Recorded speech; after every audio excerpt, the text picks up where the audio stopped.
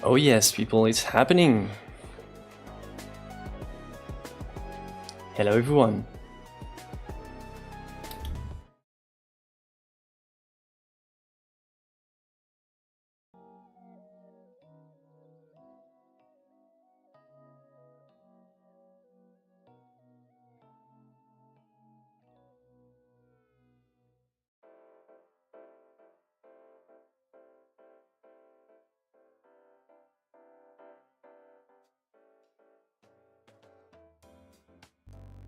Doing?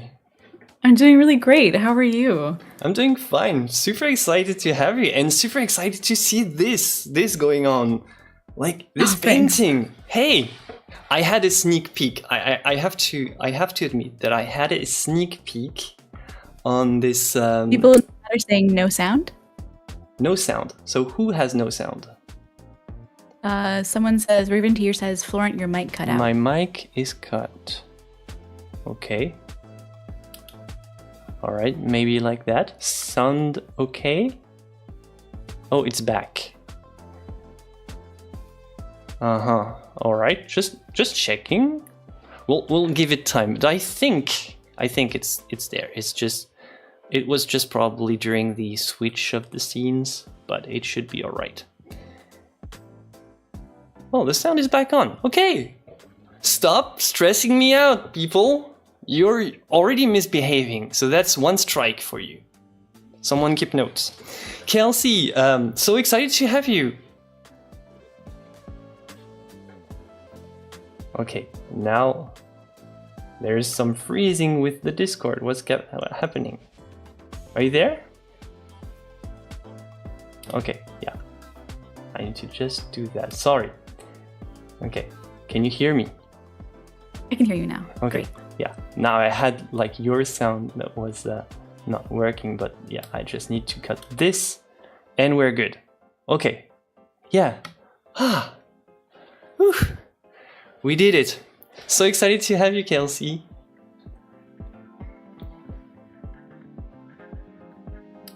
The last time that I streamed was when I had only 10,000 subscribers, so I'm excited to kind of dip my toes back in the water, I guess. Oh yeah, this is a cool experience. Well, I really appreciated that you're really doing something that you're not familiar with. Like painting in front of a live audience is not a small thing, like especially for artists. But like, what I really like about your channel and all. Like, by the way, people, if you don't know Kelsey, just like, how can you not know her? First of all, like that's a sin. So just go check her out. Like I'm gonna just show you. This is Kelsey Rodriguez on YouTube. Just go check her out now. All right, and then come back and watch her paint live. What I really love about your approach is that you're into sharing the experience, but like the entire experience with, you know, the struggles. You're not afraid of, you know, like you're not just showing the successes.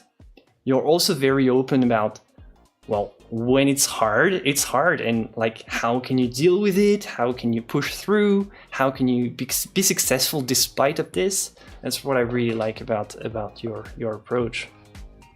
Yeah, I think it's just important to give like a realistic view of what this is actually like as a career, and oftentimes like your time is going to be occupied by things other than making art sometimes, especially when you're trying to grow your business or, you know, amplify your income or something. And it's just it's I don't know. I really want to give a realistic view of it, of the whole journey, and I think it helps people just get like a better idea of what they're in for if they want to make this their job. I think there's absolutely no shame in keeping art as a hobby if you find out that it's not for you, because this career does have some downsides. Yeah, absolutely. What I say, every time people ask me, I say, hey, what matters is to make the art. So first make the art. Don't think about like making it a career, making it something special. Make art, make good stuff happen, and then think. Think later, see? All right. For sure. Okay, question. Can he read chats on YouTube? I'm a little confused. Absolutely, I can. I can read the chat. And if you have questions, good people, it's the perfect time to ask your questions. Kelsey is not afraid to respond to questions, even like about money. I really like this. You're open about like money, because like that's one thing, like people have this dream of making art, like living just from pure water and fresh air, and like pure air and fresh water. Yeah. I don't know, maybe the opposite, whatever. And like they really go into art as some sort of a distant dream, never really considering, well, how do I make this financially sustainable? For sure. And I think that there's a lot of ways to like make art work as a career. There are so many income streams like that are available to you. There are so many different things that you can do. And I think that the kind of the age of the internet has really opened this up in a lot of ways to make this more manageable as a career. But yeah, I mean, I think financial literacy and really good planning is absolutely crucial to making this your job and not having to worry about money all of the time, because as someone that didn't grow up with a lot, money is like just always on my mind, even now that I am successful. It's a thing that I think about all the time. Yeah. What I say is at least try to make it good enough so that it can pay for itself. Like this stuff pays for itself. And then just from there, you'll see that, well, you can make it happen, and you can grow just a little bit every day and make it happen. All right, so we have a first question already from Balsam. Is getting an LLC complicated? I don't know where to start. What's an LLC? An LLC is a limited liability company here in the US. Oh, okay. It's like a way of incorporating a business. Basically, I would strongly suggest people to not worry about getting an LLC or an S Corp or whatever until they're making like 6 figures or something. Obviously, you're going to want to ask a CPA for like the most info possible when it's applicable for you. But by default, here in the US, you are a sole proprietor. That means you don't have to fill out any forms. When you start doing business, you are a sole proprietorship. That does mean that you are taxed at a little bit of a higher rate. But oh my god, this is already so LLC boring. is just, What like, kind of really stream do you complicated. want, people? Are we talking about this? I want to talk about painting nice things. I want to talk about exciting, like the super exciting painting that Kelsey is doing right now, which is, I had an exclusive sneak peek on the Discord, and You did, yeah. yeah, and is this the yellow-orange version? Is that it? Yeah, this is the yellow-orange version. So on my screen, you can see I have the color study and the original sketch, and I'm kind of like mishmashing them both together for this particular piece. Right now, I'm just like essentially putting in sort of the first layer of color in on the trunk, which is heretofore been totally untouched. I have kind of the basic layers of my values down, and right now I kind of need to like make it a little bit more dreamy, like you see in the color study, and like lose some of these edges over here that are a little bit too crisp, and kind of bring in some lighter values in the foliage. And yeah, it's coming together, but it's coming together slow. This is going to be a piece that's going to take a lot of layers and a lot of time, and I'm not going to finish it on the like stream. slow. You're not going to be shamed on this channel for being slow, because like if I'm starting to shame people, like who am I? Because really I'm the kind of the slowest person on earth with regards to art. But I'm so excited that I had actually good people of the internet. I made a new version happen. Like she didn't think about making an extra one, and I suggested to make a purple version, and guess what? It's going to happen. Yeah, I just commissioned some like custom arched panels that are going to be in a 12 by 18 size. So like this is like the first like rough color study, like rough version. I'm going to make 3, I think one of this one, maybe a pink one, and then the purple firefly version that you inspired me to make in a 12 by 18 size. And I had to get those panels like custom commissioned, and it's going to be cool. It's going to be a whole journey, multiple videos. Yeah, awesome. Wow. And yeah, I really like this. Really, really nice. And like, it's so cool. Good people of the chat. Like, I don't know, I think you have also like, I have some new names, so I guess some of your crowd came to have a sneak peek in what you're doing. If you want, you can technically, last time it didn't work, but technically you should be able to control the camera with a chat. So for example, let's go here. Can you see what's written here? Split is this. guest is going to switch to Kelsey only.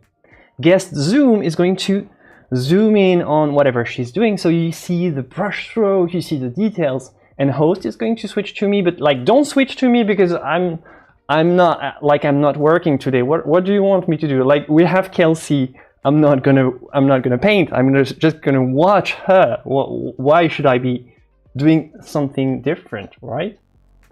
All right, perfect. Guest Zoom, so somebody entered the command and it works, and I'm so happy that it works. Simple things, but yeah, but it works. It's great from here as well. Someone said the purple version is their favorite. Thank you, Aurelia. Okay. It used to be either my server or Florence server.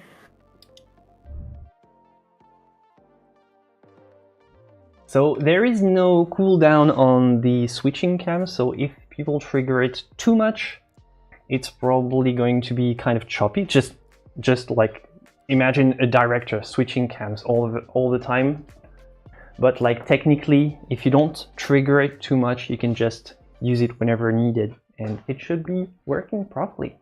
So Kelsey, can we? I think we had questions already in chat. I hope I'm gonna forget them for the moment. Can you tell us, just for somebody that doesn't know you, can you tell us a bit about like your background and how you started as an artist? Yeah, so I've always been interested in art. Originally I was doing like abstract acrylic pouring stuff, so I was really interested in space at the time. I've been a lifelong fan of like stuff like Star Trek, and I was doing a lot of sort of abstract, essentially color studies on these round panels, and I would call them like planets, right? And so I really, really enjoyed that, but the materials unfortunately were very expensive and didn't really fit in with my college student budget at the time. So I took an oil painting class my sophomore year of college, and I really fell in love with that. I fell in love with like how challenging it was, and I'd been trying to get my abstract acrylic work in galleries with like some success, but not a ton of success, especially commercially. And I was pursuing a degree in political science at the time. I didn't really think that I wanted to be a full-time artist because I didn't think it was possible, first and foremost. I didn't think that I could do it. I didn't think that there was like a path there. But I was really interested in like international policy, security studies, like all that kind of stuff, something like foreign completely policy. different though. Completely different, so different. And then, of course, March of 2020 happened, and the whole world basically changed. The pandemic hit, and all of my internship opportunities fell through. And as a junior, I knew that I probably wasn't going to have the resume that I really needed to find a really good job after graduation, like the following spring. So I decided that kind of it was like now or never, right? I needed something to do with my summer, and so I started my channel. And So you're one of these pandemic YouTubers. Yes, I am one of the pandemic YouTubers. And a little over a year after I graduated, I managed to go full time. It was very fast. Like once the growth started, it didn't really stop for a while. And I was able to go full time in, I think, like March of 2022, which is not that long ago when you think about it. So yeah, I've been doing this full time ever since. Moved from New York City to the amazing Bay Area, California, and I have been kind of like sharing my entire journey as an artist, growing my business, developing my skills. You can scroll back to the very first videos that I ever posted on my channel and see how much my art has developed since then. Yeah, don't do that on my channel, please. Don't do that. You can definitely do that on my channel. I'll give you full permission. But yeah, just kind of like sharing stuff as I grow and develop, and it's been a lot of fun. Awesome. Yeah. Wow, that's really cool. And kind of a stellar rise, if you want my opinion, really. But like you're just so open, and you have like you managed to build a very strong community by being very honest. And sometimes that's what I say. It's like and even like it in more, because I'm more into artistic stuff, like finding the right way to paint, and I'm more into the technical details. But sometimes I say to people, well, what matters is to don't try to paint like Sargent because somebody said that. Is just be honest. Be honest with a brushstroke. Yeah. What do you mean? Like, yeah, be honest. Be honest with yourself. Be yourself, and you'll see what will happen. Like, and that's really what I like about like your approach. Is like you're very open. Like when you have struggles, you share about them, you talk about them, and you don't make a fuss about it.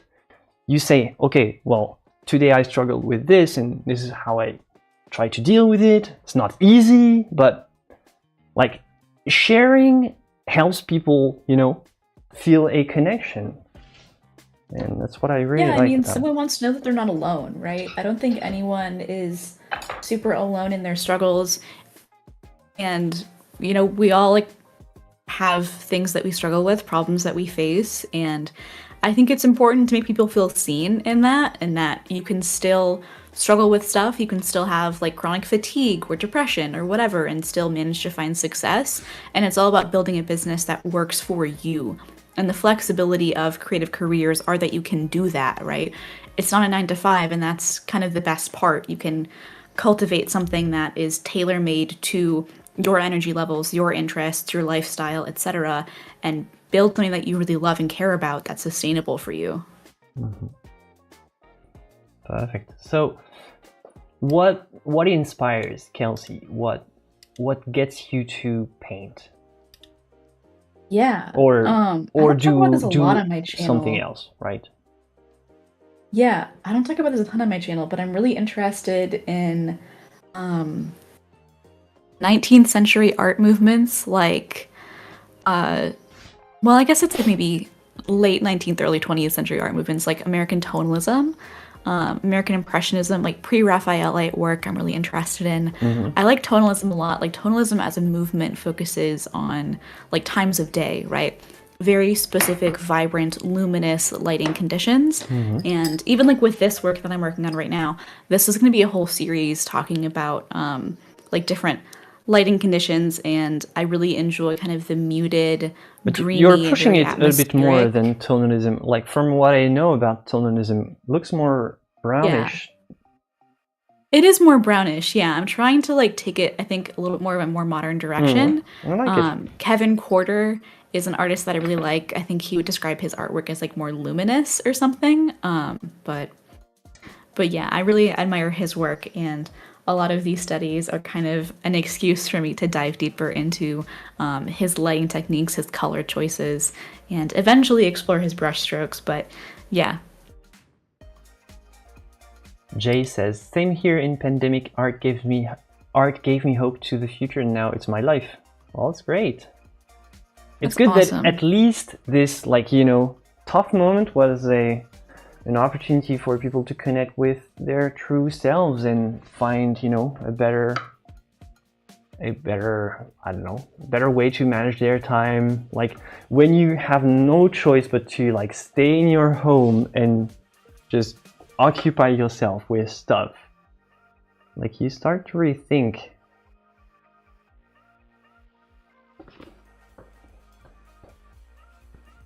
Yeah, I mean, I think in some ways for a lot of people it was the worst time of their lives, and for others it was like what sparked the change they needed to take control of their life and make their life what they wanted it to be. And it's like just kind of interesting to think about just the massive difference there in people's experiences of that moment.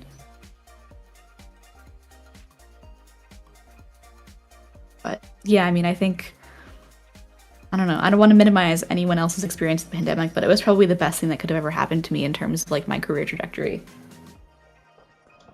Aurelia is asking, could you give us the name of the painter, Kevin something? She didn't get the name of the painter. Yeah, I'll put it in the chat for you. His name is Kevin Quarter.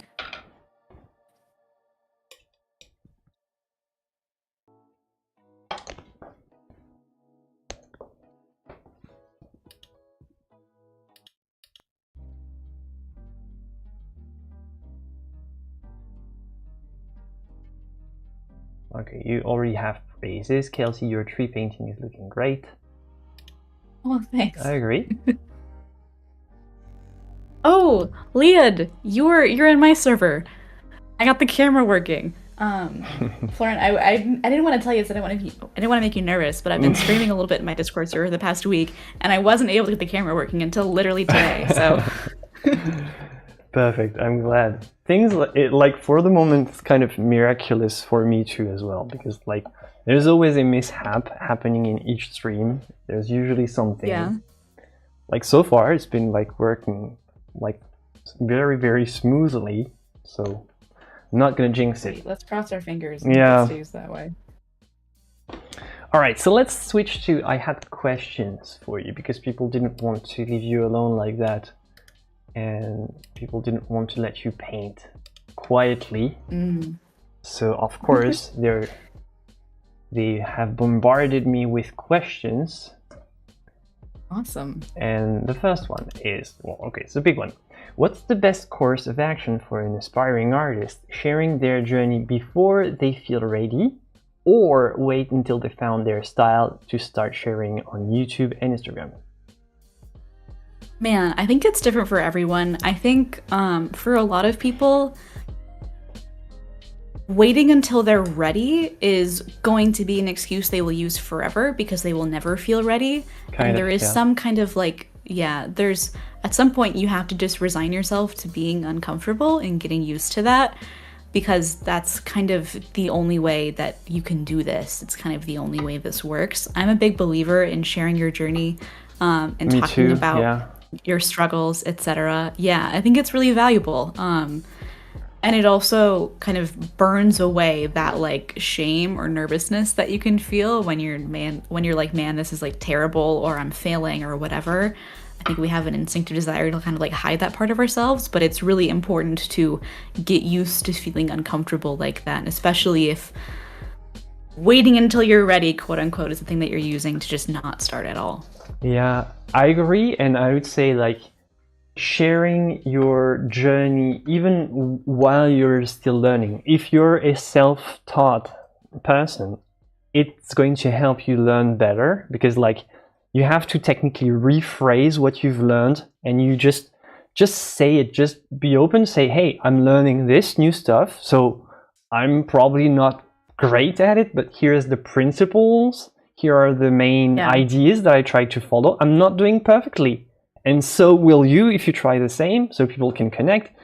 But like still the idea is the same. If you just if you don't pretend that you're amazing and that you don't make mistakes, I mean, people are like, they can learn from somebody else learning.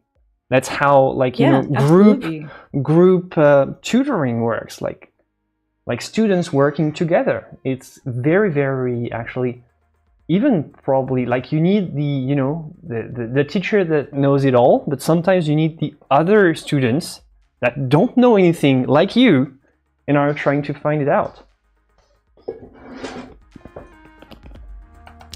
And there's also the idea of, what do you think about the idea of fake it till you make it? I don't know. Like, on some level, I feel like I am doing this, right? I feel like I am full-time with my work and with my content here on YouTube, but I wouldn't consider myself necessarily like an advanced artist. I am still very much learning. At the same time, though, I have like this like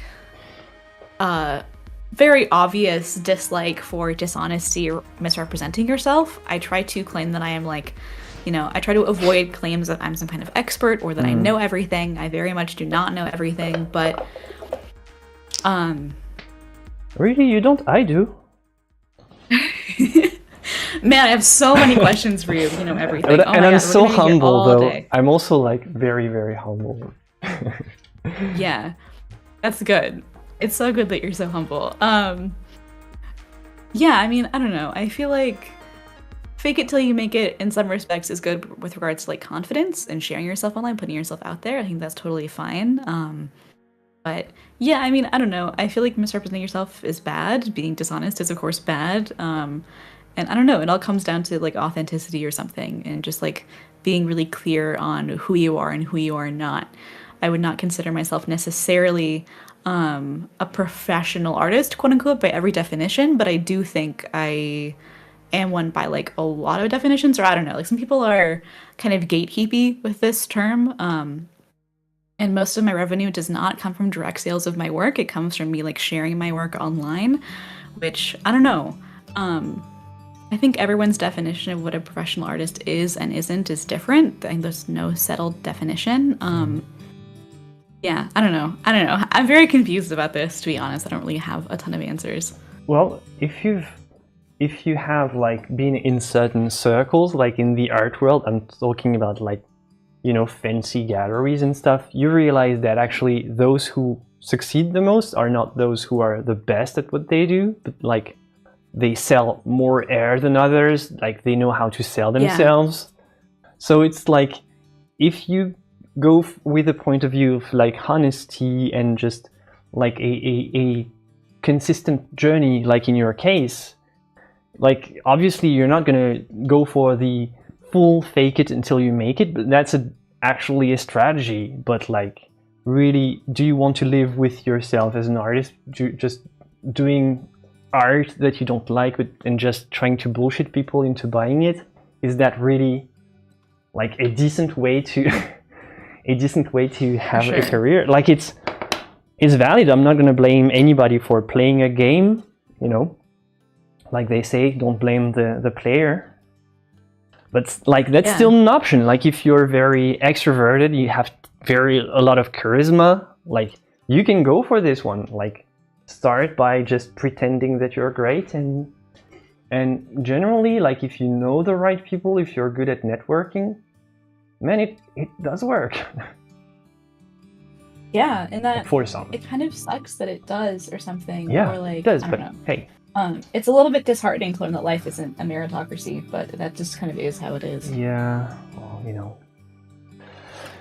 But still, what I like about what you said is, like, you don't have to make it entirely about selling your art. If you want to have the honest approach, the more true to your art approach, you can decide, say, hey, I'm not gonna try to only make my living out of selling artwork that will probably take me to a place where I end up doing stuff that I don't want to do, just for sales. And you can decide to have other sources of revenue, which I think, first of all, it's super smart, and everybody does it. Like, even like the fancy names in the art world that you think are like such like geniuses, like they know everything and they are so famous and all, like, guess what? They still have courses. They still do workshops. Absolutely. They still, you know, they do the same on a different scale. Yeah, I mean, there's no shame in that. Just because the income streams are different doesn't mean that artists historically have not had their eggs in many, many baskets. And I think, you know, at the end of the day, not having your income directly tied to your artistic output is a lot better for your mental health and not experiencing burnout. And for your art as well. And for your art. Absolutely. Because, like, you're more free to experiment. And like, if let's say you have a formula that, you know, the only thing that sells, so you think that you're committed to it, and like it starts to become boring, and, you know, like, that's not a life. That's not the artistic life that you dreamt of when you first started. Why would you want to submit yourself to that? Yep, I 100% agree, for sure. Okay, let's see. Yeah, we are bombarded with questions again. Okay, I'm a new artist drawing in a more realistic style, then moved to color pencil and painting. Where would I start posting artwork to put it up for sale? How, and next question, how do you determine what a piece is worth?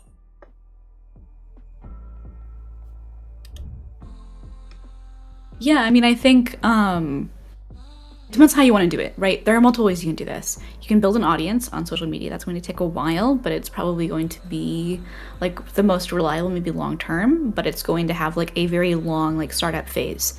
You're going to have to wait a while to get going. I would say that if you wanted more immediate results, trying to sell in person at art fairs, craft shows, you know, markets, etc., is probably going to be the most reliable immediately. In terms of what your piece is worth, I think this is a trial and error process.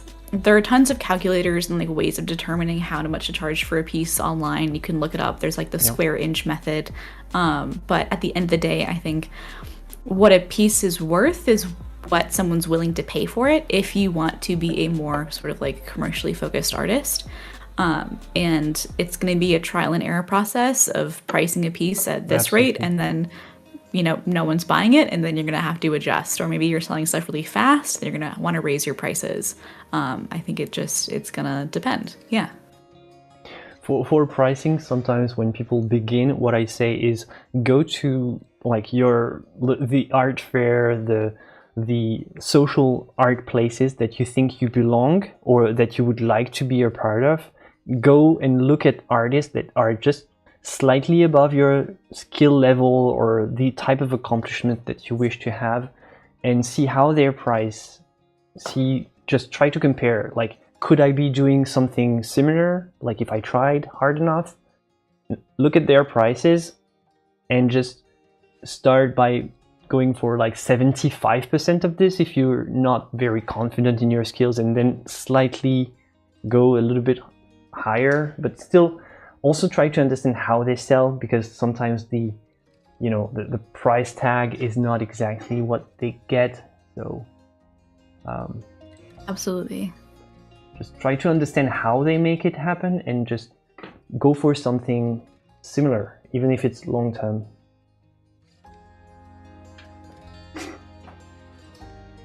But yeah, as I often say, is also about just don't go full sales. Just make your art journey like something sustainable. And if it's just the sale of your art, it's not going to be sustainable before like 4 or 5 years probably. Yeah, So it takes a while. find a way to just have some food on your plate in the meantime. Yeah, there's no shame in having to have a part-time job or like whatever you need to do. Be an Uber driver, whatever. If you can find a job that allows you to have some downtime and do creative work, like, I don't know, maybe you're a security guard and you're like watching a bunch of like TV monitors or whatever for work, and you can sketch while you do that. If they let you do that, that would be really cool. Definitely, there are some jobs that they're like let you have more downtime and stuff like this. Yeah, let's see. Can we switch questions? Well, Leah sure. Goldberg has a question. Opinions on live stream content versus videos for growth or for growing online / YouTube. No, live stream is not good for growth. It's definitely not Definitely good. agree. Sorry? Yeah. If you're going to stream, I definitely agree. If you're going to stream, I think for growth, it matters what you do with the streams after they're live, like the VODs. If you're editing those down and sharing them, I think that's really good. But I don't think that you can like stream and expect to grow from that, really. Yeah, there's no discovery on YouTube. Like there's actually no categories on live content. Like there's this big live tab. They have gaming and then just random channels, like really like weird stuff is happening in YouTube Live. So on YouTube, like no discovery. The people who come to your streams are people who are already hanging out in your videos, and they'll discover that, hey, this guy is live and I've watched a video before, so I'm gonna click on this one. But other than that, this is mostly the YouTube, like still the OG YouTube videos, like the old format that still works the best in my opinion. I don't know what if we take the question further, what do you think about shorts for YouTube? Just only YouTube. I think that shorts have a lot of potential. I think they're not being used to their fullest potential right now. I think that... Okay, I disagree, but yeah, okay, go on. I don't know. I think shorts, like, they have some potential, right? I think that right now long form content is still key. I don't think you can really build a sustainable, viable, long-term career off of just short form content. You need to have long form content. It is absolutely essential. However, if they make it such that you can link long form content more effectively to short form content and figure out some way to monetize it better, have it lead in more to subscribers and your long form work, then I think it has potential. Unfortunately, when I consume short form content, when I consume short form content, I don't want to switch immediately to long form stuff. I want to be able to maybe like bookmark something and find it later.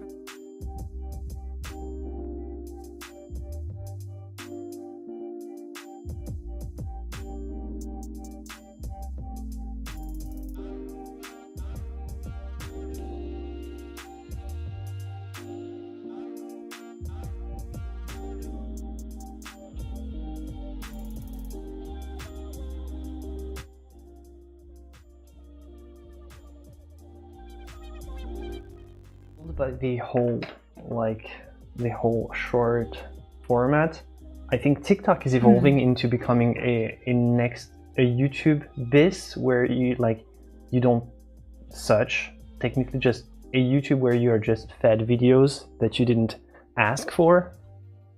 Yeah. Because they're trying to include more and more long form content, more and more, live streaming on TikTok. Yeah, I mean, because that's I've considered it. I checked it out. Like, for the moment, it's like a wild world streaming on TikTok. But I have everything I need. I could stream on TikTok, but it's very special. Like, first of all, you get suggested streams that you like. I don't know, how long have you been hanging out on this thing for it to know what you like? Because it doesn't seem that I understood what I want to watch so far. Maybe I didn't spend enough time there. Yeah, you have to take a while. It takes a while for TikTok to know what to give you, what kind of content you watch. I started using TikTok in like 2020 or something. So at this point, my For You page is pretty tailored to what I'm looking for, but yeah, it's a struggle. Critbite says there's no audio from Kelsey when it's on your scene, by the way, Florent. No audio from Kelsey when it's on my scene.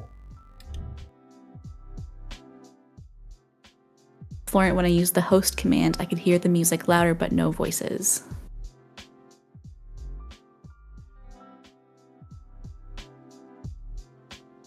Sorry. Yeah, no, it's fixed. Yeah. Okay. Hey. Sorry, guys. Awesome. It's just, the little mishaps of live streaming. But live streaming, I'm not going to prolong the question because I think we have tons of questions that we didn't even have time for to see. But live streaming is good for making real connections, and that's definitely a plus. Very good. It's a great, I became addicted to streaming. I want to stream because it keeps me going. Right now I'm mostly talking, but sometimes I just stream on Discord or whatever. I have nobody on Twitch. I have 0 or 3 viewers, but sometimes I stream just because it keeps me going for 3 hours straight. And I like it's like having someone in your back, looking and making sure that you do your work, having a boss, because I don't have a boss. I miss it sometimes, somebody to go behind me and say, hey, work, don't take a break now, you'll take your break in 3 hours. I know, I'm crazy like that. Okay, all right, next question, because we have tons of it. How do you have time for art when you have to produce enough videos to make a living? Yeah, I mean, I think you make videos about the art, right? You turn your goals as an artist, your goals, as a business owner into those videos. When I think about my content, I think about what do I want to do this month? What kind of paintings do I want to make? Yeah. What kind of sketches do I want to do? What do I want to learn from my business? Do I want to make a digital product, etc.? And then you turn that into content. When you get used to filming your creative process in your everyday life, you're going to have tons of footage, more than what you are going to know what to do with. And then it's just a matter of like turning all that footage into something interesting to watch for your audience. And I think you can share your journey. I think you've been struggling with, talk about something more educational, like what I do on my channel. A lot of what I do is like talking about marketing and business and stuff. And increasingly, I have been doing a kind of like mixed format in terms of videos where some of it's me talking, some of it is the art that I made that week, that month, whatever. And sometimes there's a voiceover component to it if I'm like, you know, running out of time in my week or I don't want to film a talking head portion of the video. And yeah, you just combine it in a way that feels natural for you. I think it's the way very I flexible. phrase it is like you don't have to make the content, you already have it. Just try to find an optimized way to use it and just reshape it.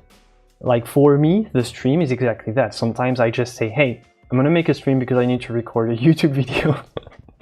And I'm just going to record live, so you're going to see the behind the scenes, and people are really happy. And these streams actually do really well. Like a lot of people are interested in just, hey, this guy is going to talk about mixing skin tones in a tutorial that I want to watch before it ever happens. So like you already have the content, is just find an optimized way to just use it. Like what I say is have a camera always ready to record whatever it is you're doing.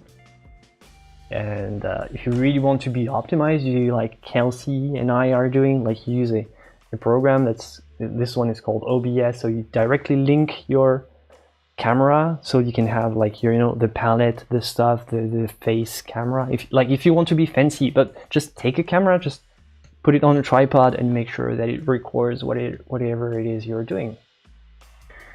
All right, next question, because we are bombarded and we have like people are just crazy.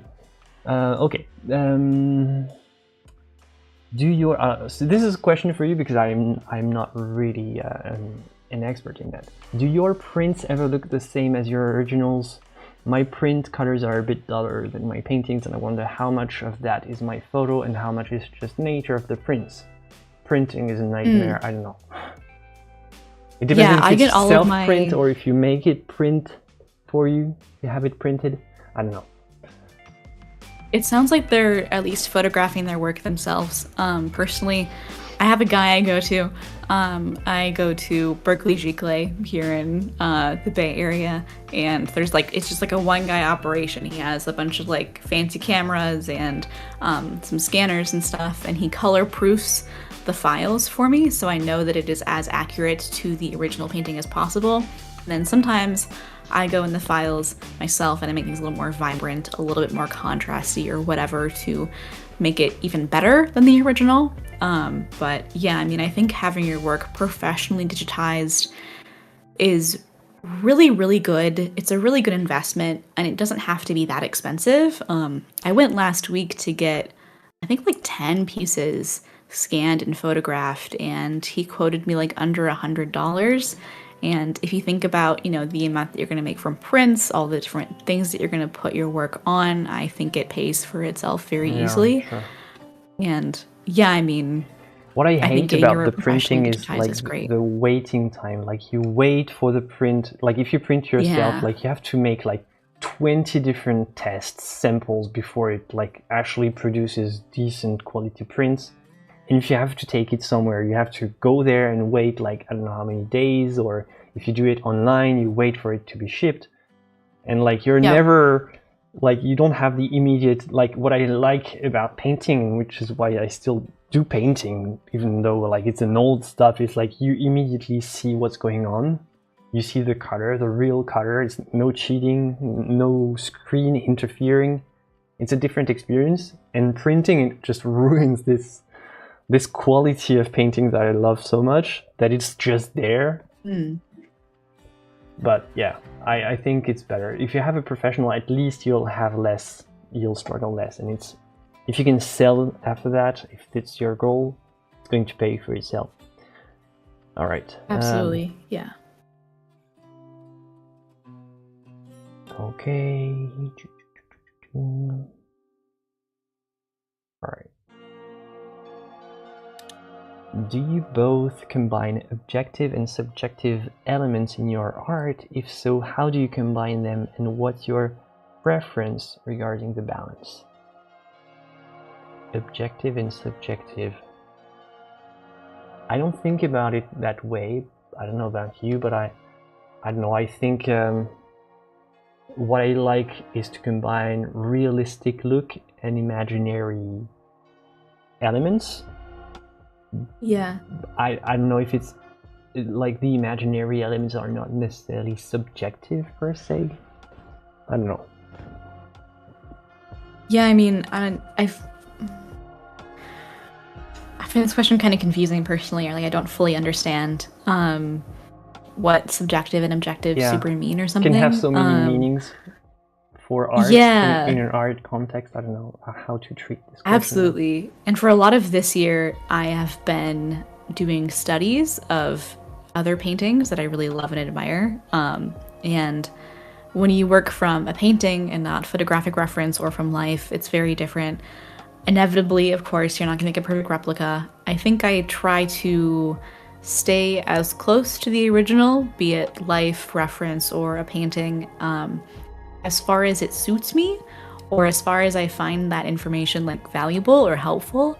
And if it's going to make a better painting to go away from that reference and, make something up, then I'm going to do that, Like, in the original reference photo that I took for this particular piece, there is like no lighting that looks like this. It's taken in the middle of the day. These branches are a lot more chaotic, and I simplified this in the original pencil sketch that you can see on my screen, and then I did a color study with the lighting that I wanted, and I, pushed and pulled the reference photo until it was what I wanted it to be. I think that's what this person was saying about subjective and objective. I think you nailed it. Oh, good. All right, next question from the Discord. So I'm gonna type it in chat so that people can have it as a reference. What is the thing you regret or would change in your YouTube career, quote unquote, if you started over? For me personally, I think I would probably...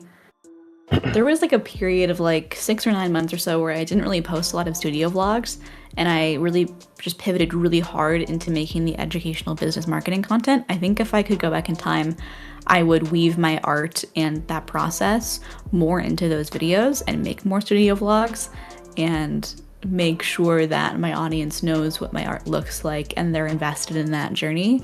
Because I do feel a little bit now like my audience is like somewhat split, and that some of them really care about my work and some of them are just there for the business tutorials. I think that's like fine, and I've managed to build a business that like that works for, but I would like it more if people in my audience were more invested in my work. Because I do sometimes get comments like, I never see you make art, Kelsey, and it's because like they don't watch those videos where I do make art. I don't know if there's a thing I regret in my YouTube stuff. Maybe letting it go over my art at some point.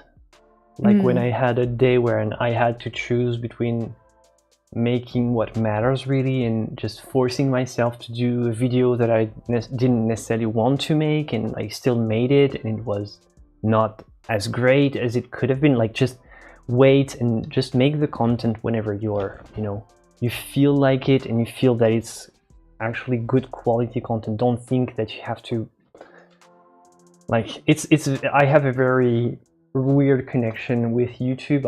I both love it and hate it at the same time. Yeah. And I'm spending all my time there, by the way. And if YouTube overlords, if you're watching me, I have nothing but praise for you, but I still hate you somehow. So I don't know, just letting me get into my head, like this YouTube machine can be crushing for your spirit. If you're starting to have a YouTube career, is really make sure that you keep your mental health and what matters really in shape. For sure, yeah, it can be really easy to go where the numbers want you to go, and that's what I did for a long time. And now I'm in the long and painful process of reshifting kind of my channel to focus a little bit more on my art and add some more diversity to the kind of content that I talk about and the videos that I make, switching up formats, you know, adding more variety. And that is coming at a cost of performance, at least in the short term. But I know that like in 2 or 3 years or whatever, my channel's going to be a lot healthier for it. And so is, you know, my mindset. Yeah, getting obsessed by performance is really easy in this. Like they give you, like, I don't know, they've made this, like the shift. I knew YouTube before they had, you know, the analytics stuff. Like every time you publish a video, they tell you how well it did, like immediately. Yeah. But it's like we had videos that did well before that. We knew how to make videos that did well before. And I don't know, I find that it was way less stressful, and we had like our own ways to just analyze what worked, analyze the numbers. I think this new system, it's good in a way, but it's so stressful. Yeah, I mean, there are like plugins for Chrome, like Chrome extensions that hide those numbers for you. And I use those a lot because sometimes it can just be like really discouraging to see a 10 out of 10 in the YouTube Analytics Studio. Yeah, for people who don't know, a 10 out of 10, a 10 out of 10 means like this video is like 10th in the order of your, like all your, like it's your worst performing video out of the 10 previous ones. So generally, like this is the YouTuber's biggest fear, but like usually you have to, like mathematically speaking, you have to get a 10 out of 10. Yeah, for sure. There's no way around it. Like you can't just keep having 1 out of 10 all the time. Yep. So, okay, let's not talk about YouTube. Let's talk about fun stuff. Yeah. Okay, this one is good. This one is also coming from the Discord. I'll type it in chat as well. If painting and drawing were not possible, what other art or medium would you turn to, assuming you wouldn't stop art entirely? So a creative thing outside of painting and drawing. Oh man, oh boy. I do a lot of creative stuff outside of painting and drawing. I play a lot of like sandbox video games that require a lot of creativity. I do a lot of gardening. I like sewing. I sewed myself like my own shirt, like a brand new shirt out of fabric. Wow. This week, and that was fun. Nice. I think I would do something like that. Maybe try ceramics or something. I don't know, like glass cutting has always been a thing I've kind of been interested in watching. Like painting and drawing are a possibility to you, but you're still doing it, which is a very important factor in your response. It's like, yeah, you're still doing it. And I think this is what you should consider, is like try to have like several strings to your, I don't know, bow or your guitar. I don't know. Try to have like, you know, Ang was a very good violinist as well. Like a lot of artists had other, you know, don't be stuck into doing the same stuff over and over again.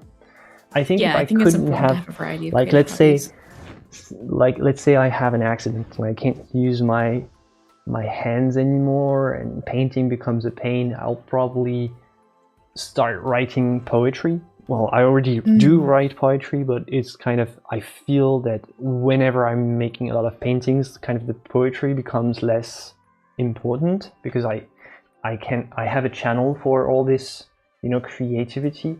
And I think if I couldn't use that, I would probably turn back to poetry. Man, I totally forgot that writing was even an option. I could have changed my answer to that. I do a lot of creative writing. Speech to text, like right now, like even like there's no, you can always write, like it's very easy. Yeah. Okay.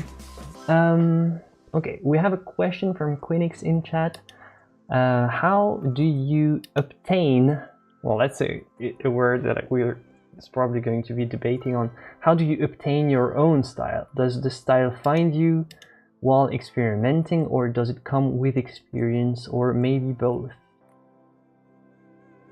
Um, Tough question. Personally, it is a very tough question.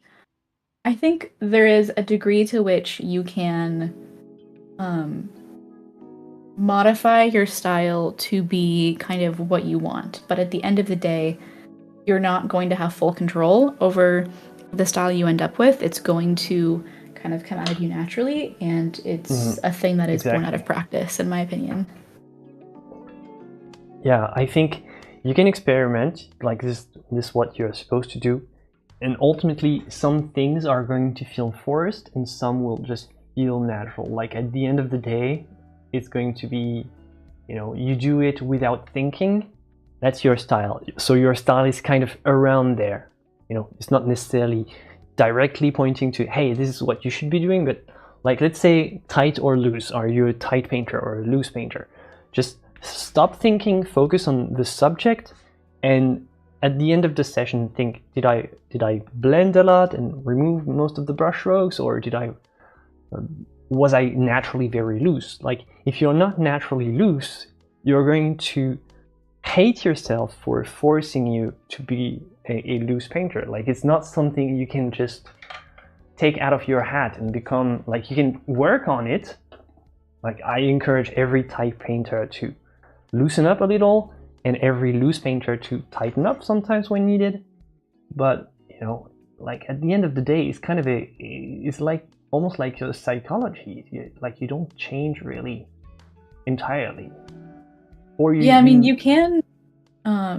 can change a little bit, I think. But yeah, you're right. You can change entirely. The one thing that I would say here is that like some people confuse like a lack of skill for a style. And I think that's a little bit dangerous. I think that you should always be striving to improve yourself. Shots fired. I agree.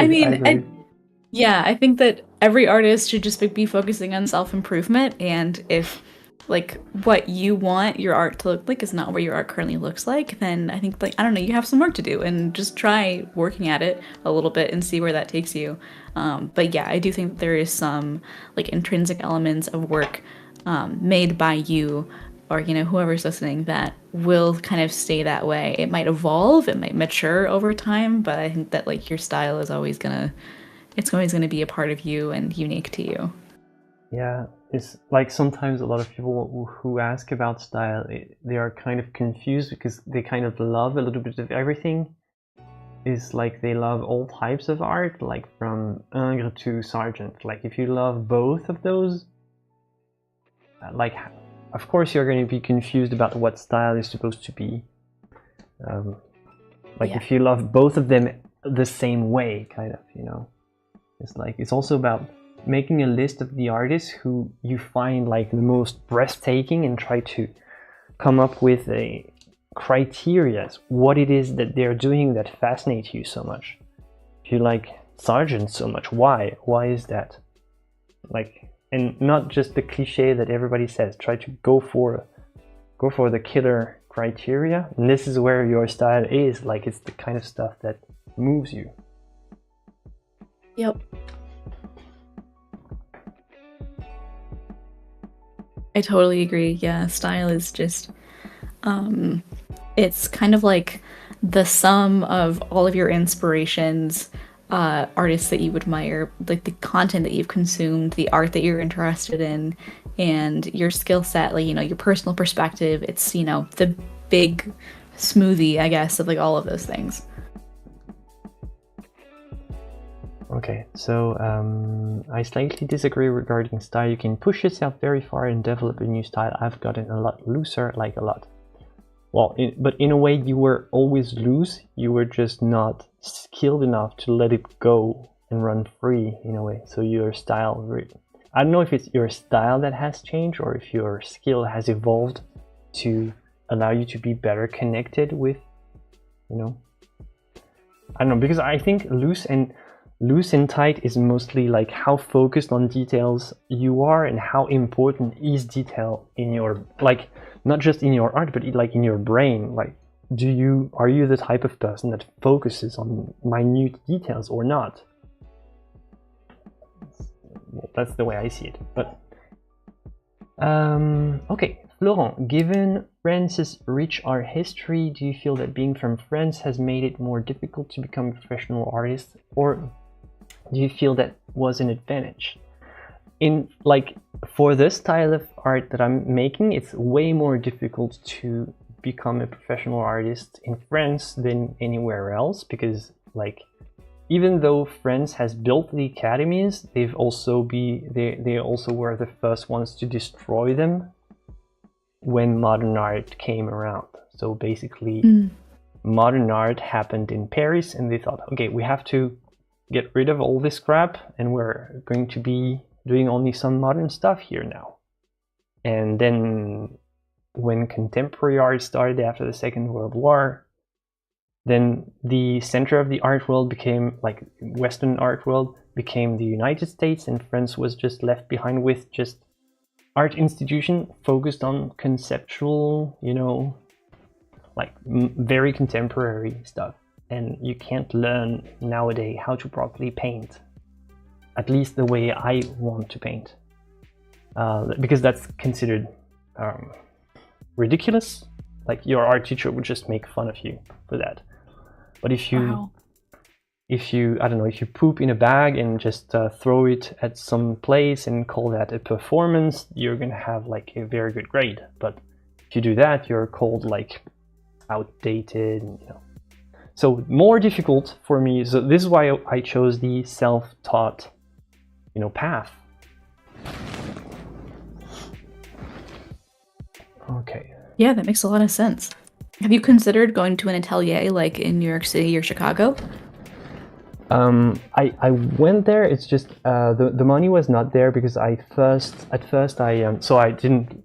coming back to when I was a student, I chose to not go to art schools in France because it would have cost my parents a lot of money for something that I didn't really want to do. Like I didn't want to do the contemporary stuff. Yeah. So I chose philosophy. I was like, okay, if I'm gonna make conceptual something, it's going to be actual conceptual. So I'm not gonna do conceptual art. I'm gonna do conceptual thinking. And philosophy was, I'm not regretting at all to study philosophy.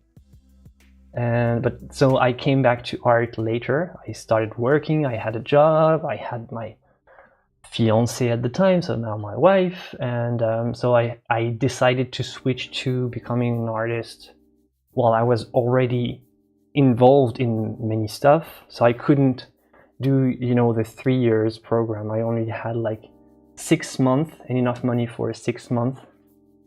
So I did a lot of workshops in ateliers and stuff. I did a semester there, but that's all I could afford. But I took notes, like whenever they were, because in the atelier they teach everyone at the same time. So they teach, like everyone is in the same room, but like they teach everyone one by one. They like, you know, they go around everybody. And I took notes. I was like spying on what the instructor was saying to the more advanced students. That's what I did instead. Yeah.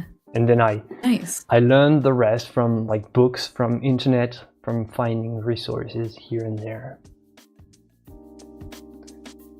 I just took that one class in college and everything. I just took that one class in college and everything else has been self-taught for me. I would love the opportunity to go to an atelier, but I don't know, the stars have not aligned for that yet. Yeah, I don't know. I have no regret of not going through the 3 years program.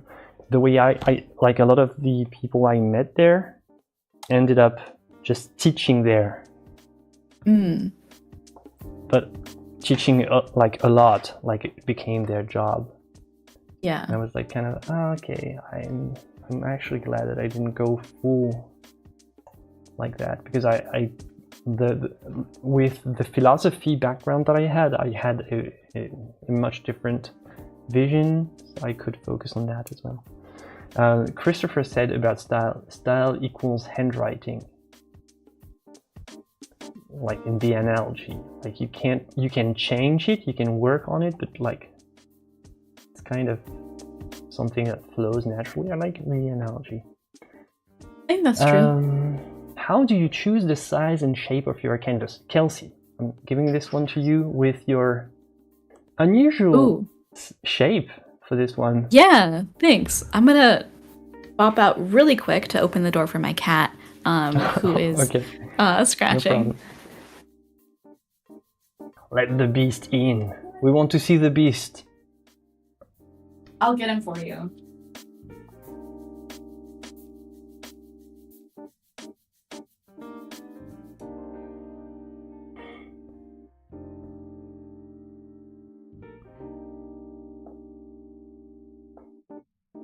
Here he is. Here's the little guy. Yay! With regards to like size and shape, I don't know. For this particular piece, it's smaller for a reason. It's smaller because it is a study.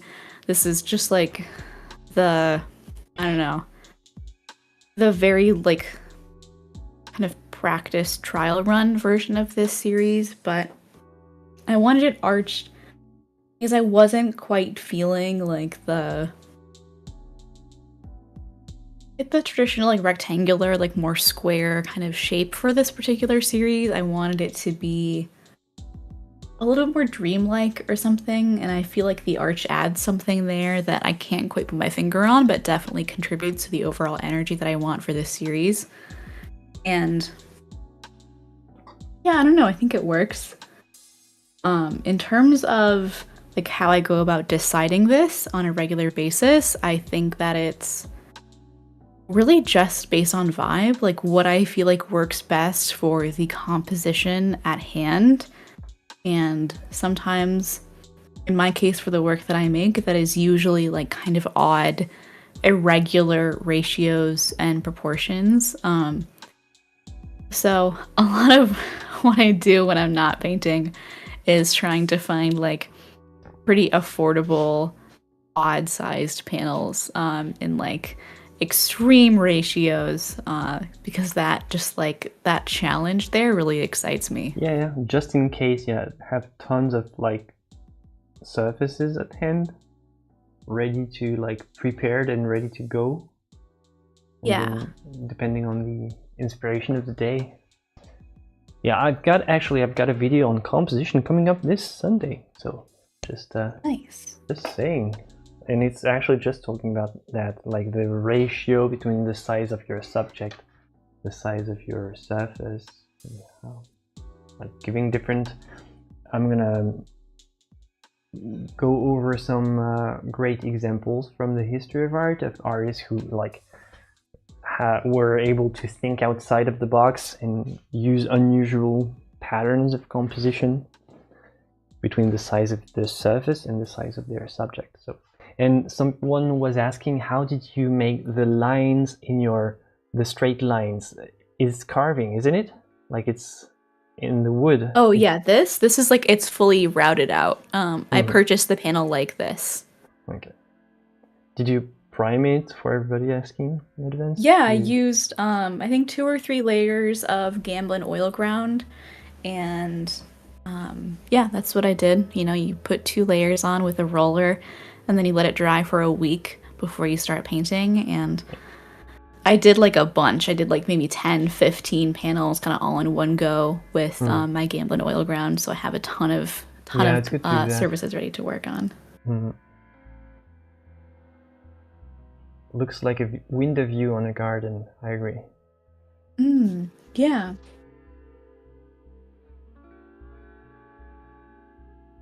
Yeah, how about you, Florent? How do you think about ratios and like sizes and stuff in your own work? Well, to be honest, I mostly look at what I have available and like in my studio, and then no shame in that. And I see what I can come up with, and then I just usually I'll do a sketch that has the same ratio and see what could work for this size. Yeah.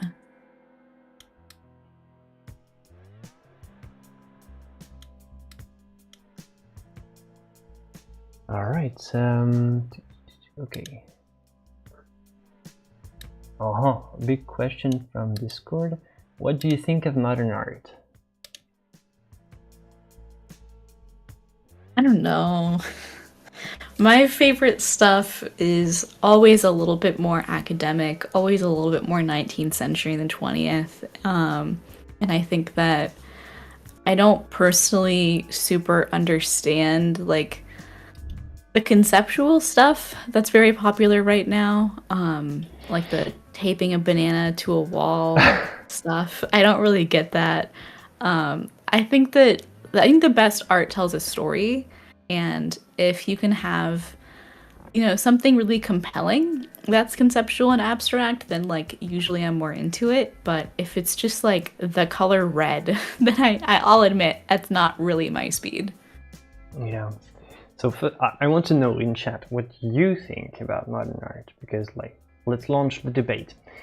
My view on modern art is like it's mostly been done, and like I know people by modern art don't necessarily differentiate modern and contemporary, so I'm gonna put everything in one bag, even though it's like not the same. Like, but well, I'm not gonna go dive into the full like story, but I think it's mostly been done, and all of it was pretty much done in 1920. Like really, the monochrome done, the the toilet exhibited in an art show done, like the urinal. It's 1917. Like that's pretty old. Like you think you're so clever with your banana? Like, come on! Like it's like you're 100 years late, and because it was more of like the first one by Duchamp was a sort of a provocation, like a sort of a joke on the world of art, to try to put the finger where it hurts, like saying, hey, look at this, it's all fake, this is all like bullshit. Like if you tell the joke again and again, like it doesn't like it's trying to take itself seriously, and it just doesn't work anymore. It's just, what else is new? And I think what's new right now is like more a resurgence of actual painting and actual skills and storytelling, and Yeah, I agree. The art that I find myself really gravitating to is, I think, more grounded in realism. Not, strict realism. It doesn't have to be photographic, it doesn't have to be perfect. No, yeah. But something that's like a little bit more like representational.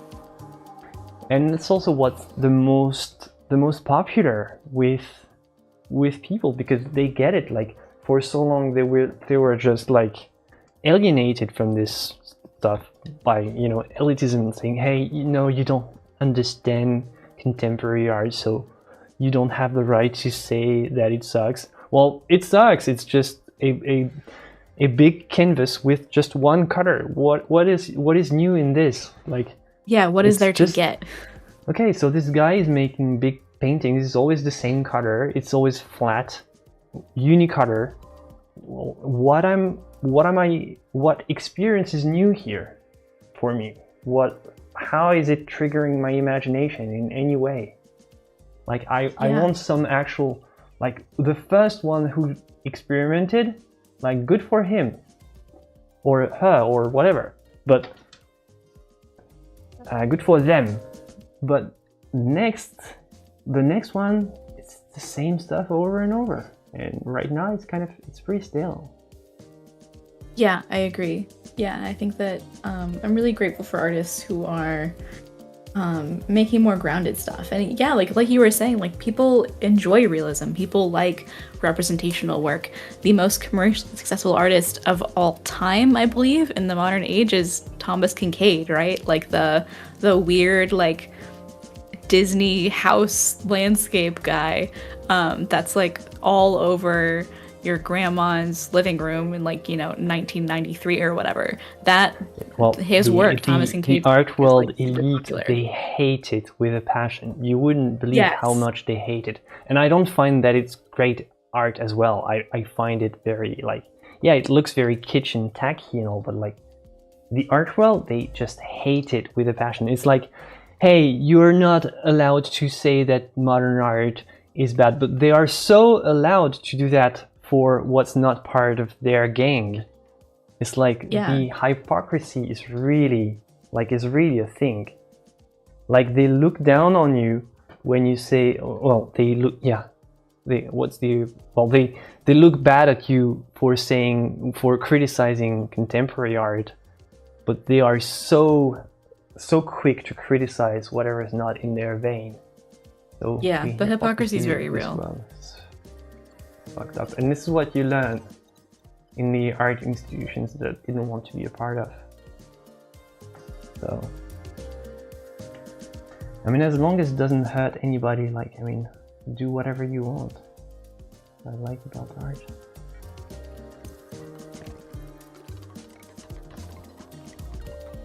And even if it hurts someone, like sometimes, like, it can hurt, like, it's okay to hurt feelings through art, like make a sad painting, let's say, make something very emotional, because like it's better to have somebody experience this through art than through, like, it helps people to tell stories that are sad. It helps people to write sad songs. Some people sometimes ask me, hey, why are your paintings so dark?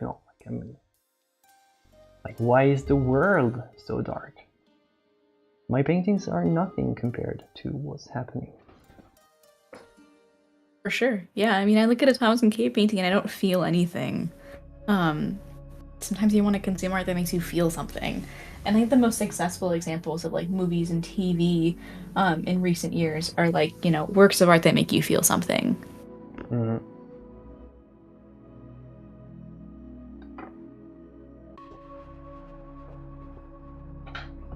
Okay, so let's see what chat has to say about modern art, and I think we're gonna have a lot of fun reading the comments. Okay.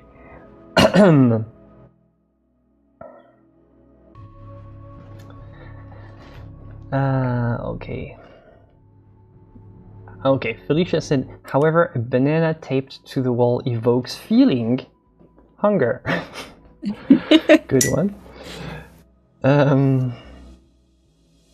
Visual, music, poetry, dance. There is good art and bad art in all history. Sure. Yes, I didn't deny that. Lee had said, I think the banana taped to the wall invokes money laundering. Pretty much. Yeah. That is a huge problem in the modern art world. Oh yeah, well, in the high-end modern art, it's just a very small world of people. It's I've lost the word. Like it's well, whatever. It's like they are working together to keep the prices high and make the most money out of it, and avoid taxes by working with art institutions that they also are a part of. I think most of contemporary art aim is to be shocking or provocative. Well, but if everything aims to be shocking or provocative, what is provocative anymore? Like, we become so used to that. And I think it's all been done, like nailing your testicles to the ground has been done. So I think once you reach this point, pretty much all type of experimentation has been done. I don't think we need to go any further. Like, good on you if an artist wants to do that. I'm not going to cancel them for that. I don't want to, but it's just I want to have the right to criticize and say it doesn't mean anything, it's bullshit. Jake Dog say it's a way to express feelings that words cannot convey. But what is modern art or normal art?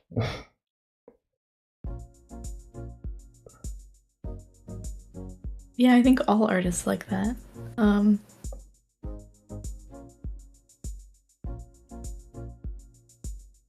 Okay, so I think we can switch to, because we have other questions as well, so let's switch. Yeah, for sure. Have you ever had to turn a commission because you didn't feel comfortable painting or drawing it? How did you deal with the client? Oh, hey, 123 Rock fan watched my streams when I was streaming, when I had 10,000 subscribers. Loyalty. Massive shout out to 123 Rock fan. They're an OG. early investor in my journey. I personally don't do commissions. That's though, cool so to far have maybe people you that have. follow you like that. It's amazing. Yeah, I don't personally do commissions though, so maybe you have some input there. Yes, I have. I have had, like, most of the commissions that I had were great. I had one tricky one that I ended up finishing, but it was difficult. But I'm not gonna.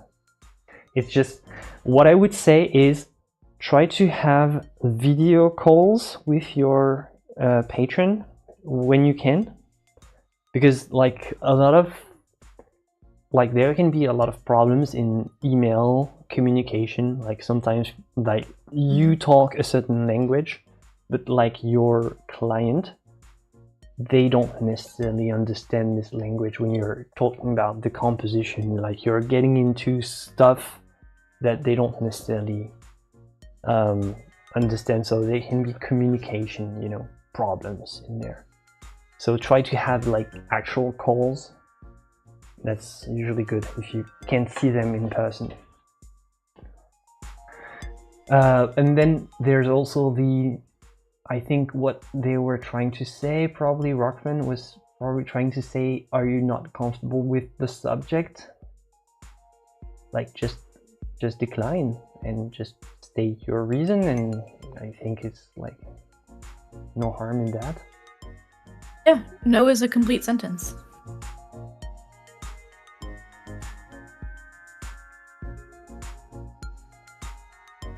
All right.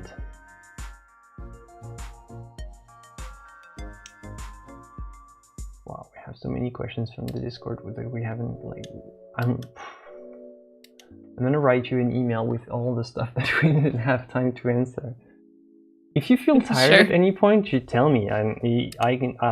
I'm just chilling, dude. I'm having a good time. Cool. So, are you going to be live streaming all the time now? Maybe. I don't know. Now that I have my camera working, I could be down. Yeah, I mean, especially if I had like chill music in the background and it was very like a co-working stream where I didn't have to look at chat too often, I would be very down. Like you were saying earlier, streaming is a really good like accountability method where it does feel like you have to be doing something on stream the whole time. Oh man, I am like really overexposed here. Let's fix that. Just the background. It didn't really change your foreground. Yeah. But yeah, I mean, I think like you were saying, streaming is really good for accountability, and I would definitely love to do that, especially as I work on this series. Who are your favorite artists beside painters?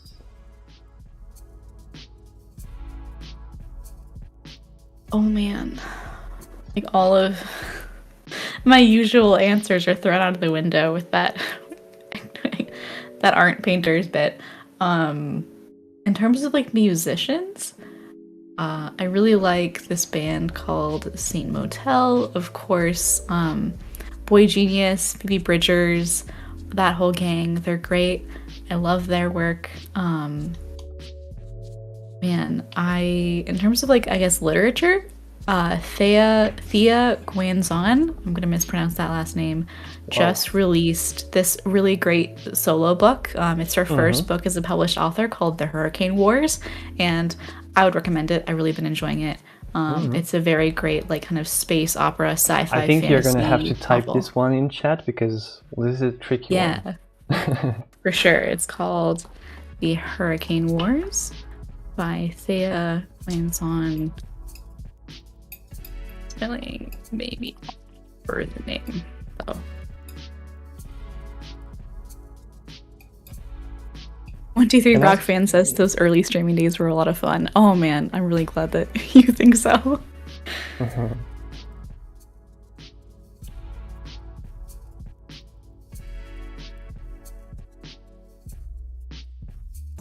What about you, Florent? Yeah, besides painters, I think it's like mostly poets. I really like to read poetry in French. This is the only. I don't read poetry in any other language. I don't know. I never felt the same type of connection. Yeah. Probably not strange for a lot of people. Like, it's not, you really need to be super high level to understand poetry in English. I think I have decent level but in English, but like the poetry means nothing to me. Like, I don't connect verbally, so I never got anything from poetry in English. So mostly French poets, Paul Éluard mostly. He had more influence on my paintings than most painters, I would say. Mm. And yeah, besides that, yeah, the music that I listen to and hear, like, people who follow me know that I'm listening mostly to metal, which is an unusual choice for some, but I get to focus when people scream in my ears. I'm sorry. Wild. That's crazy. Yeah. I'm listening to some really heavy stuff that, like, you wouldn't think it's soothing, but actually, like, it forces me to not think. Like, in my brain, I'm always like talking in my brain in the background, like there's always a background task, and just metal just makes me shut up. Mm. I mean, hey man, whatever works, you know? Yeah, well, and that's what I'm works. not gonna submit everybody. Like, I never have like my music in the Discord or anything. It's just, yeah, if somebody asks, but I'm not this guy. I know it's really special. Yeah. My husband and I love metal. Yay! I'm not the only one. I want to see, where's the metal emoji? I need to put a metal emoji when you see it on metal head. You're supposed to code. Yeah, metal.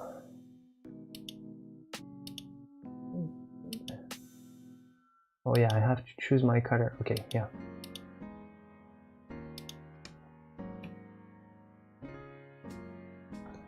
All right, Gojira for the win. Yeah, I like Gojira. Have you heard of Sleep Token? Have I? Everybody's heard of Sleep Token with TikTok now. Not really my type, but yeah, I loved their old stuff.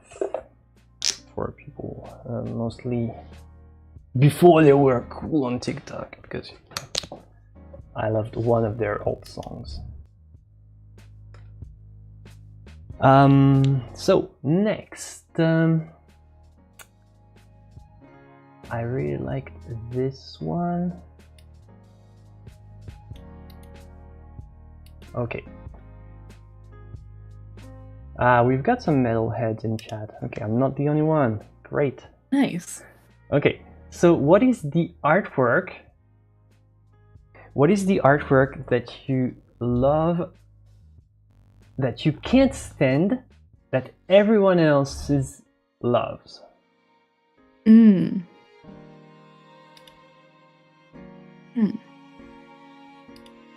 This is a hard one.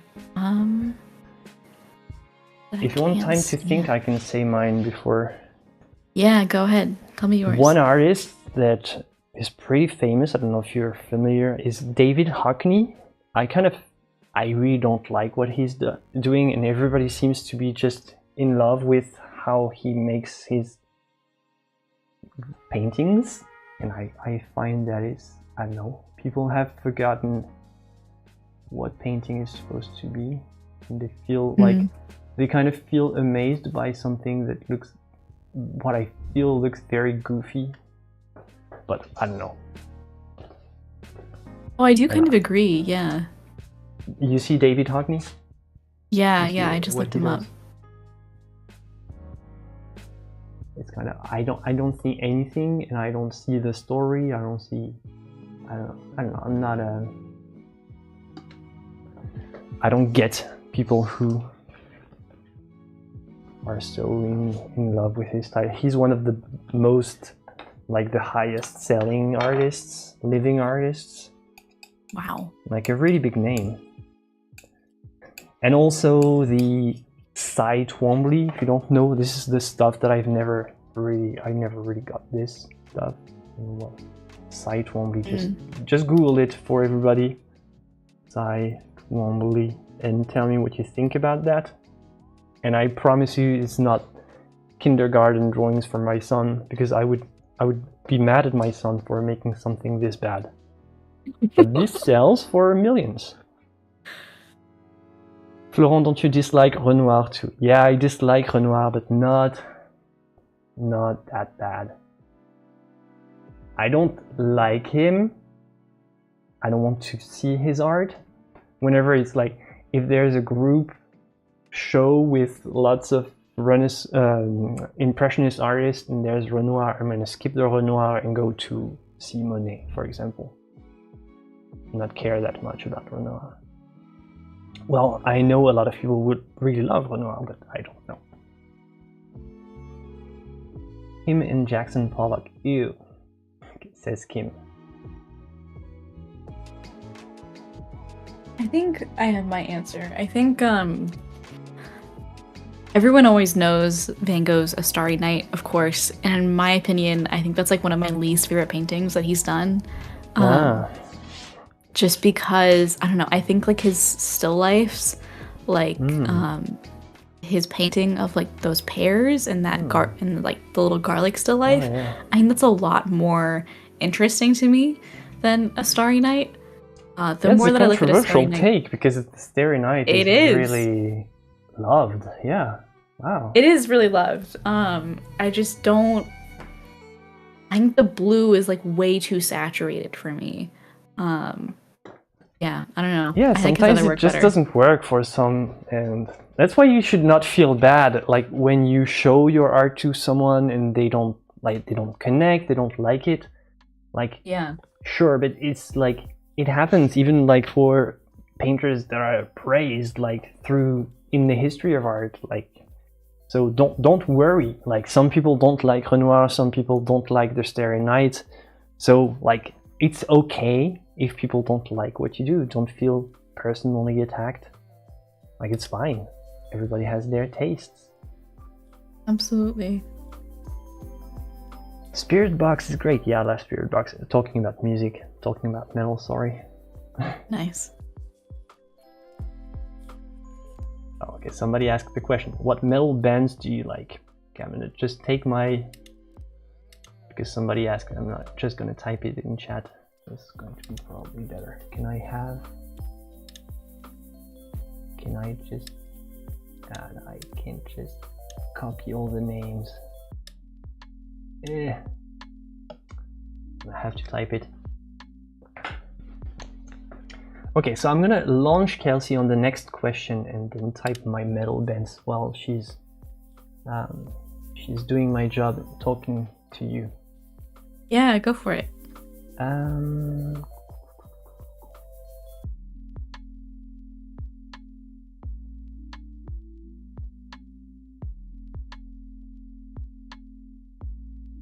Okay, so this is going to be this one for you while I'm doing my metal playlist.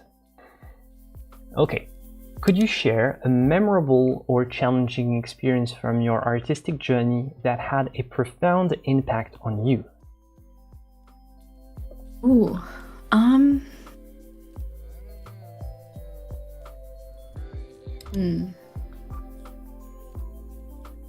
don't know if I can think of a single example, but when I was doing my abstract acrylic work and trying to get representation by galleries and art agencies, etc., I submitted my work via email to this commercial art agency in Minneapolis. I was living in Minnesota at the time in the US. It's like the top middle of the US for those of you who don't know US geography very well. But I was living in the Twin Cities. I was living in like St. Paul, Minneapolis at the time. And I submitted my artwork to this kind of commercial art agency, and they called me into their office, and they were like very surprised and like pleased, or they were like surprised at how young I was, and they were really like happy with my work, and they wanted to like represent me and see, if we could like work well together. So I brought my stuff there. I had my grandma drive me because I was still living at home, and this guy just like really validated the stuff that I've been working on for so long. And I was still in college, and that was kind of like the first moment coming away from that, having signed my work over to them, not like in a predatory way, in like a, they're gonna try and sell my work for me. It's like a gallery situation kind of way.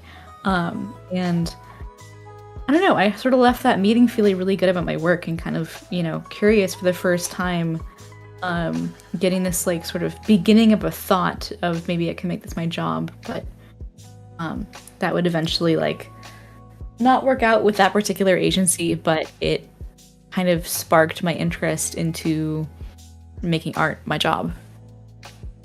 Cool.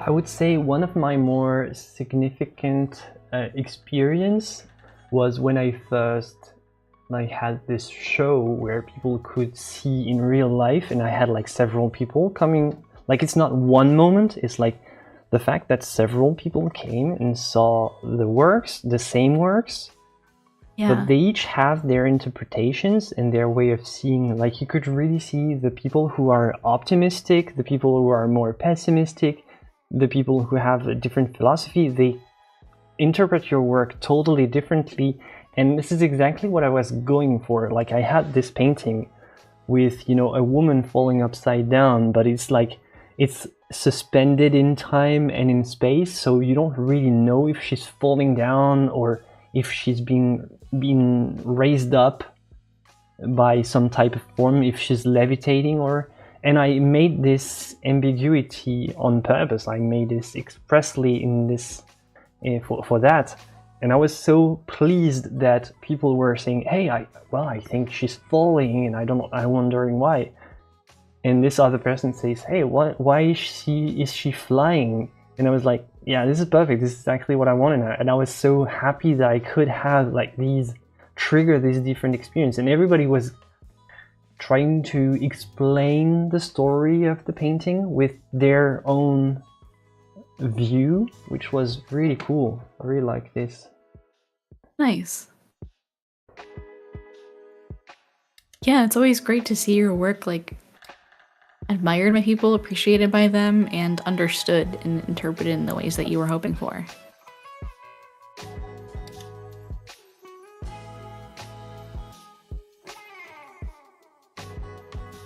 Okay, so I know you have videos about this one. How do you deal with creative blocks or a period of low inspiration? Any tips on overcoming them? Hi, Gary. Yeah, man, I think that it's just important to put all the work down for a minute, all your art aside for a minute, and do something else.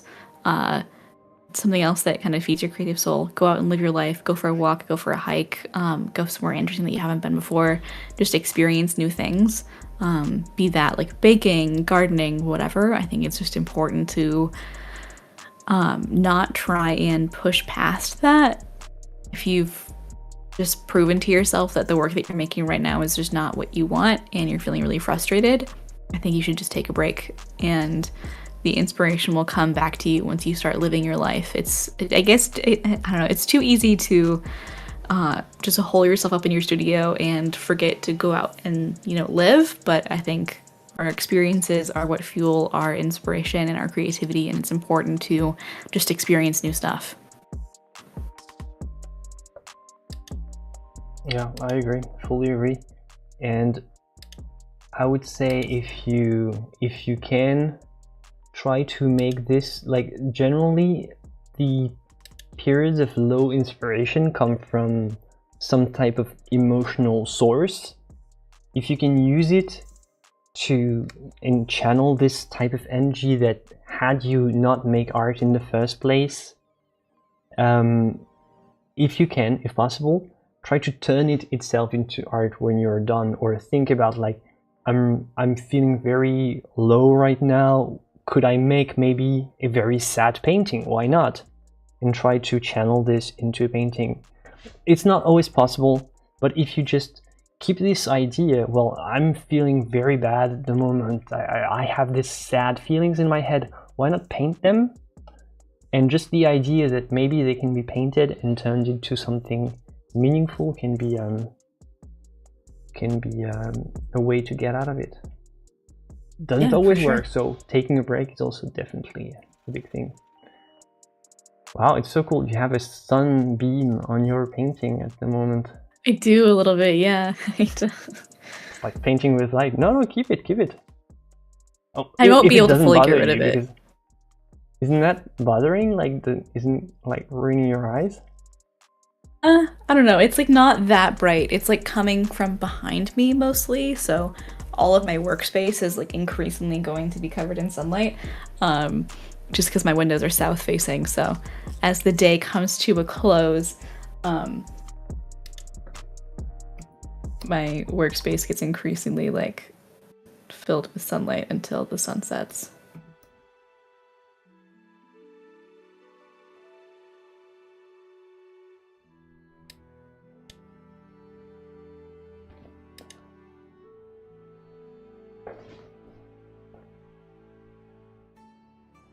Okay, trying to find some questions that we missed.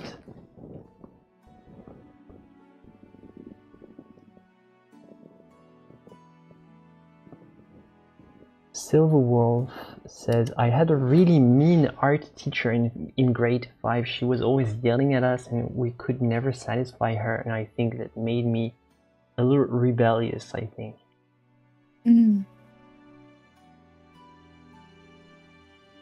That's weird. Like, the mean art teacher sounds so like old-fashioned. Now you picture more, you know, the very artsy teacher, like very cool, very, hey, do whatever you like, kids, just express yourselves. Yeah, that's what my art teachers were like. And I kind of wish that, I don't know, they were a little bit more sometimes you focused. also need more direction and kind of a bit more structure. Like, I had those teachers as well, kind of letting you do whatever you want, but whatever you want is not good. Like, you're just 12. What do you know about art?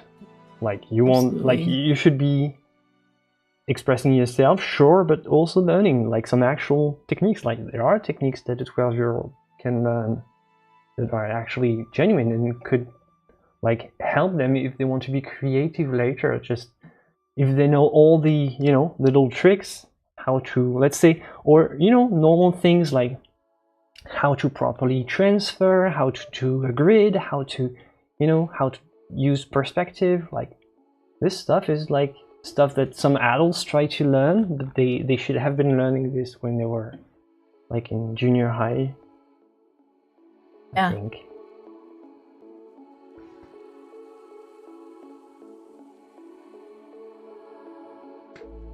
What mic do you use? This was a question. I use the Elgato Wave 1. What about you?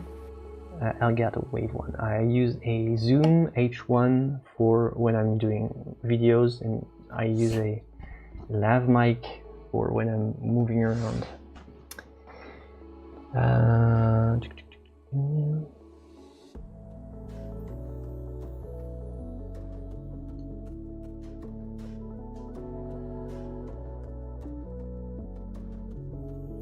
Okay, are there some specific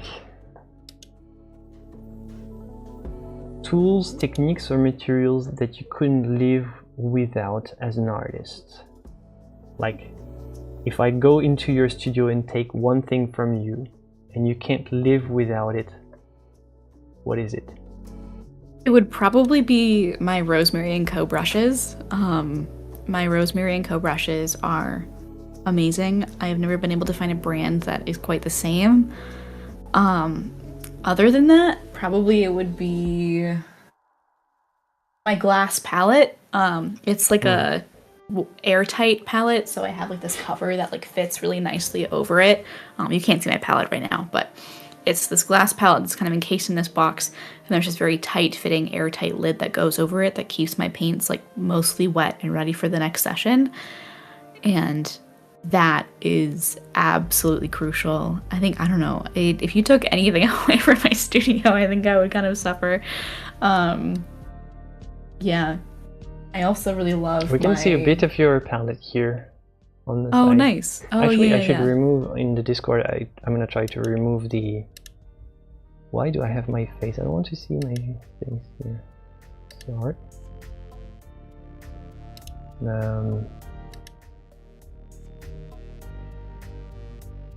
I don't want to have this corner. Whoa. I don't know. I also really love Discord my well silk enough. foil brush cleaning jar. Okay. It's probably like, I don't know, maybe the brush cleaning thing I use the most. Okay, whatever. Okay, I'm not gonna bother with this. I'm gonna just admire the sunlight. I would just personally, I would hate to have this happening here in my studio.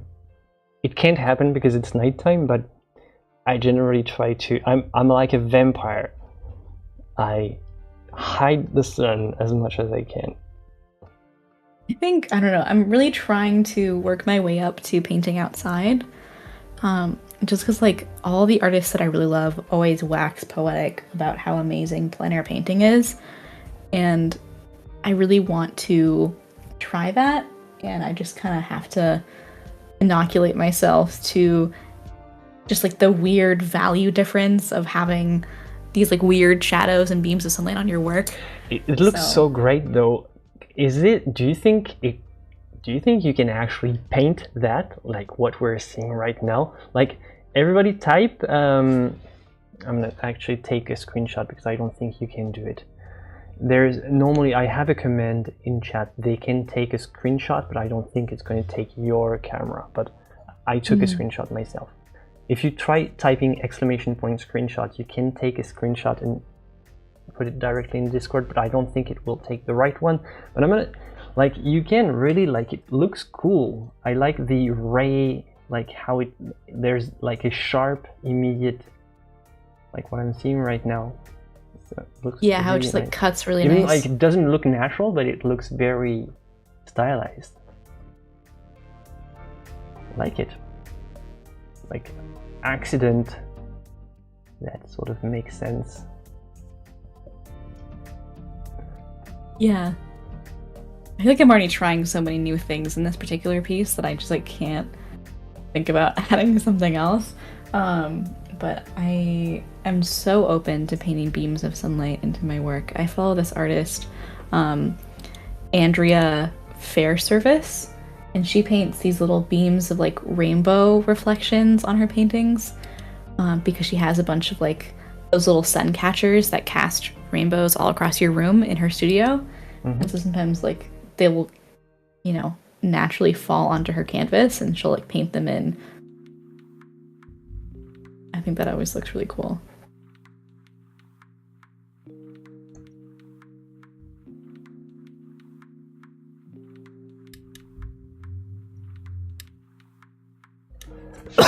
Sorry.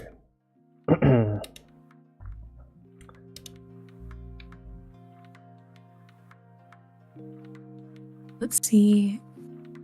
Tasha Beans asks, Kelsey, do you paint inside the routed portion of your substrate or you leave it nude? I'm gonna leave this guy nude, like how you can see the wood grain in the scenes you routed out portion. Yeah, I'm gonna leave that there. I kind of like that separation or something. Yeah, I haven't worked on a panel like this before. This is my first time working on a panel that's arched like this and that's like routed out in that kind of shape. But I like this. This panel is from Treckle.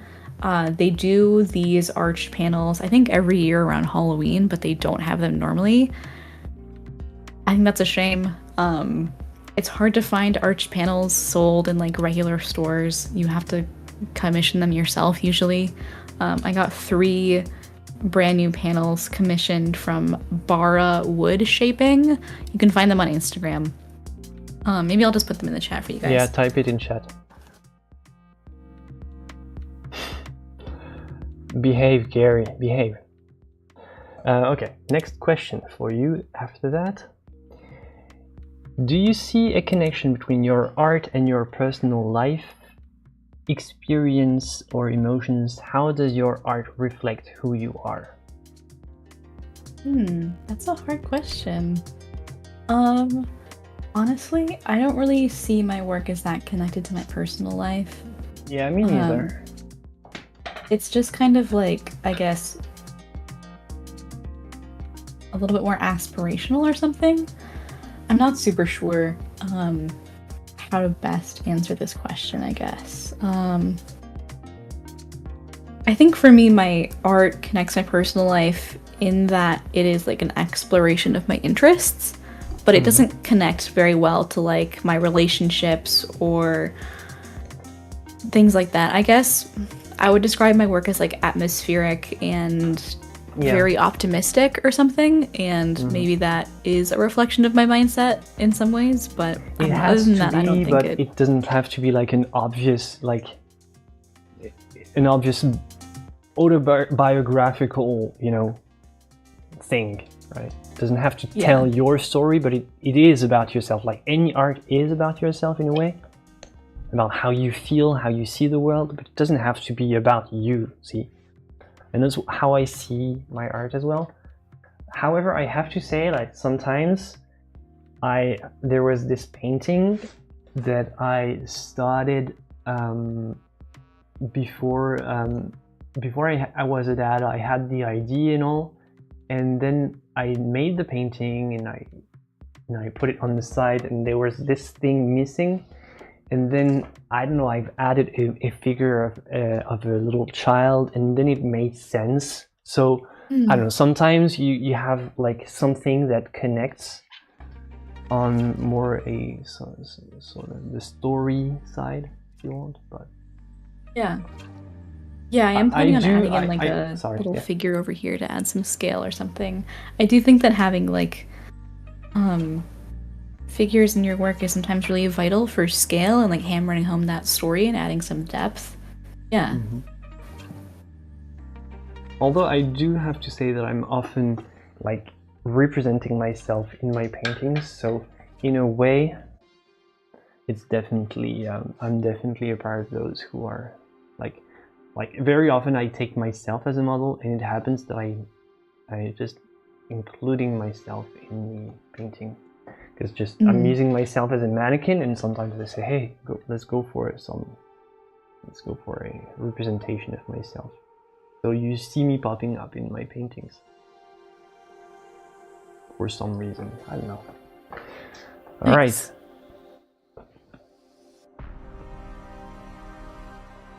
Rocker81 asks, "What's with the bird theme lately?" Yeah, the bird theme. I don't know, it's mostly like with what we said about like choosing things based on what sells better. Like from my experience, like the people who like my art, the crowd, like the people at the gallery that represents me, they like this stuff and I like it as well. So I think, hey, let's do that. I like it. I like to paint still lifes, but I like when the still life is a little bit more life than still. Yeah. And I know the bird, they just look amazing, and there's so many cool birds to paint, and they have such pretty colors. Like this is just an infinite source of inspiration. I could paint birds for my entire life. Like, and there are so many different kinds of birds. A new bird. Yeah, so many different kinds. Crazy. Always new options out there. And then I don't know if I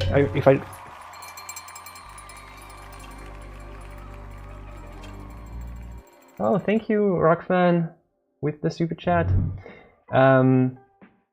Rockfan, it's interesting that non-filmmakers review movies all the time, but many people feel intimidated by art and say, "How? I'm not an art critic." Thoughts? Yeah, I do have thoughts about that. This is something that have been put in the head of regular people, quote unquote, by an elite that just wants to preserve their little club by making sure that people think that to understand something that's meaningless, they need to be educated. Look, it's like, so in order to understand a bag of trash in a white room, like if you don't get it, it's your fault, right? You're not educated. And people have come to believe that, and they say, hey, I'm not an art critic, because like the point of modern art, contemporary art, is to destruct every like preconceived notions that you have about art, destabilize you to a point that you don't know what's right and wrong, what's worth millions or what's worth pennies, because this is how they can sell BS for millions of dollars. Like you wouldn't want an actual modern day Da Vinci today, because Da Vinci only painted like super slowly. You don't want that. That's not enough millions. It's not coming up quickly enough. So you want a guy to put a trash bag and sell that, because you just put the label on it, say, hey, it's worth millions, just buy it. And that's like a quick money scheme. And if you can convince people that they are not an art critic, so they don't get it, like it's been pushed by a lot of art institutions, very powerful. Like when they do programs to bring culture in certain areas for people, like people are not kids. If they don't like this shit, it's because it's shit, right? That's not because they are not educated. They know what good music is. They know what music they like and all. They don't need this type of stuff for music. Why would they need that for art? It's just because it's an idea that's been maintained by an elite to preserve like their club. That's my take on it. I don't know what's your take on that. I don't know. I think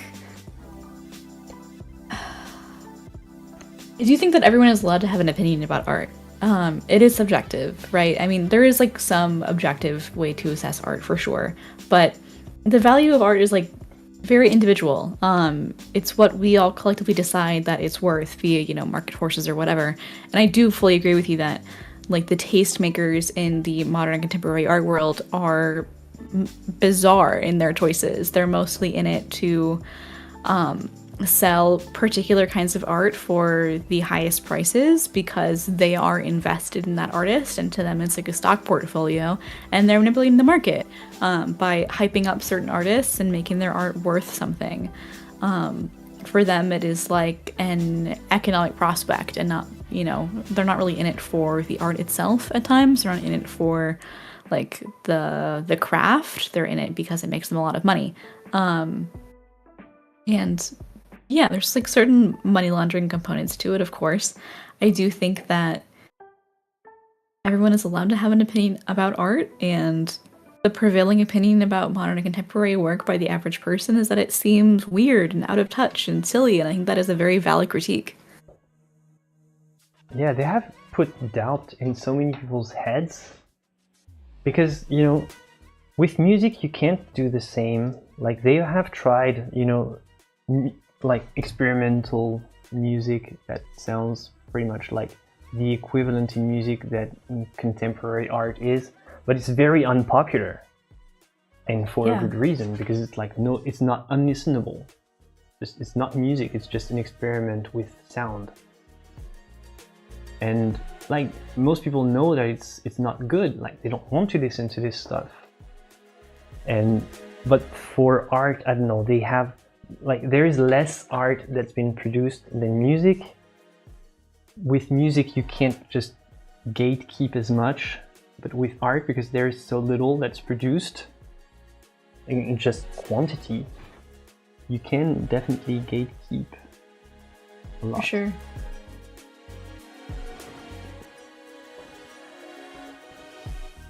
All right.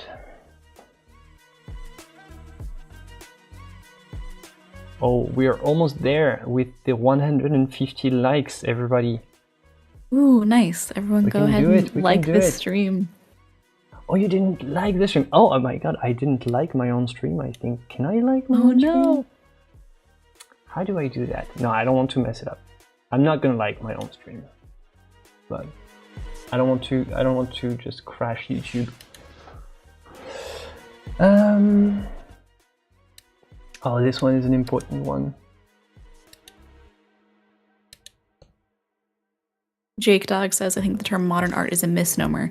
It's yesteryear's definition of art. Our era's art will be defined by its accessibility to the masses. Virtually anyone can pick up some craft paints and cheap brushes, pop on a few YouTube videos, and paint like Modigliani.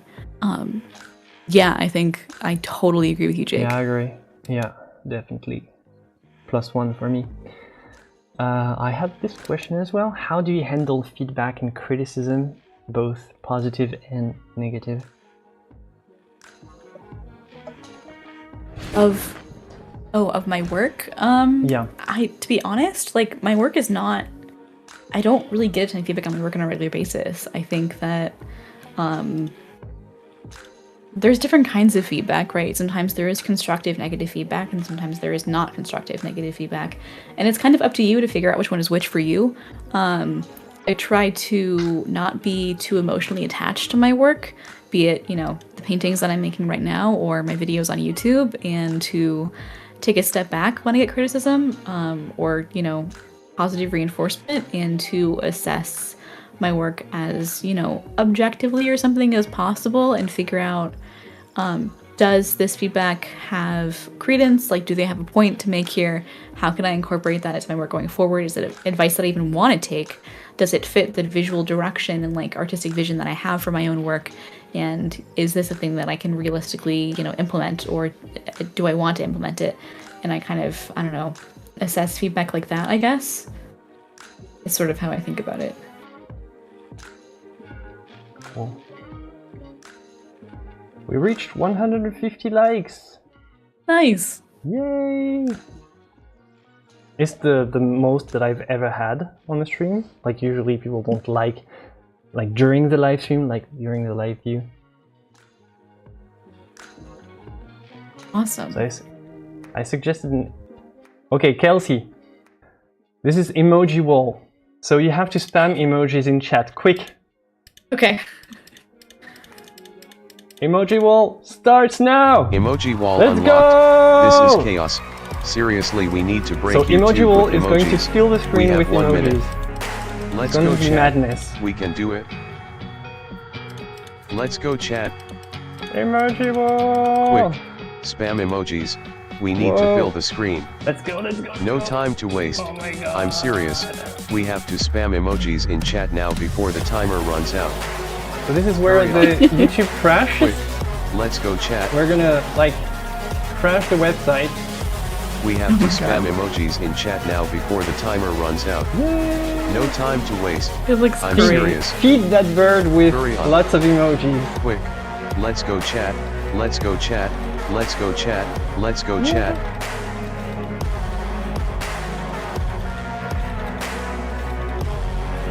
Hurry up. It ends in 5, 4, 3, 2, 1. Stop. Oh. Good one. Greatest emoji wall that we've had so far. Awesome. And now you'll see the delay. Everybody is going to be late to the game.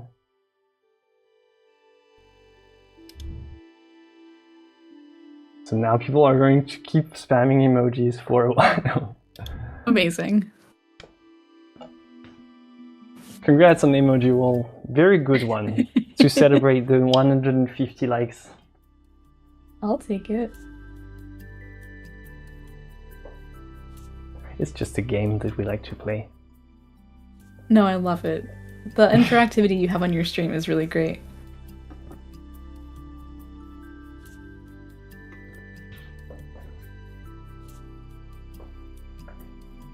Very good one. Chat, we did well. We did well.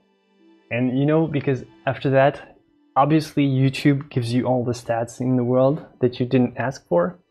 And like usually see like a huge peak for emoji wall. Like because they count the number of, you know, comments, and for emoji wall you see a spike. Bing. And I'm hoping that we can crash actually. We can really crash YouTube at some point. But we'll see. That would be awesome. Trigger a portal to a new dimension.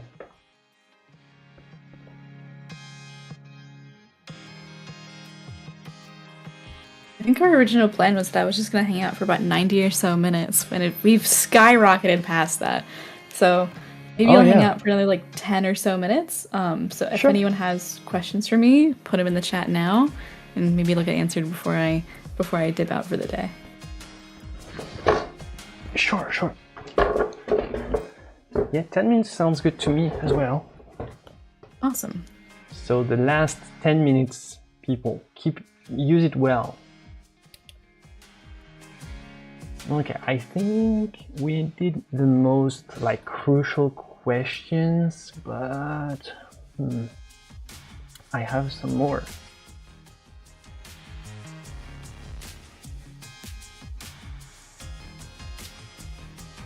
Yeah, we can do this one.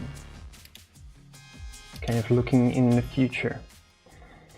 Are there any future goals or dreams that you have as an artist that you'd like to achieve? What's your 5-year plan? My 5-year plan? Or more. Yeah, so right now, my business is mostly advertising based, right? So a lot of what I do is making money via sponsors and kind of like AdSense, YouTube, making videos, etc. I would love for my business to be more product based in the future. So having my artwork not just on prints, but like on silk scarves, on apparel, maybe trying to create like some like bespoke, really high quality, custom designed merchandise. I'm not totally sure what that would look like quite yet, but that's something that I'd love to explore more.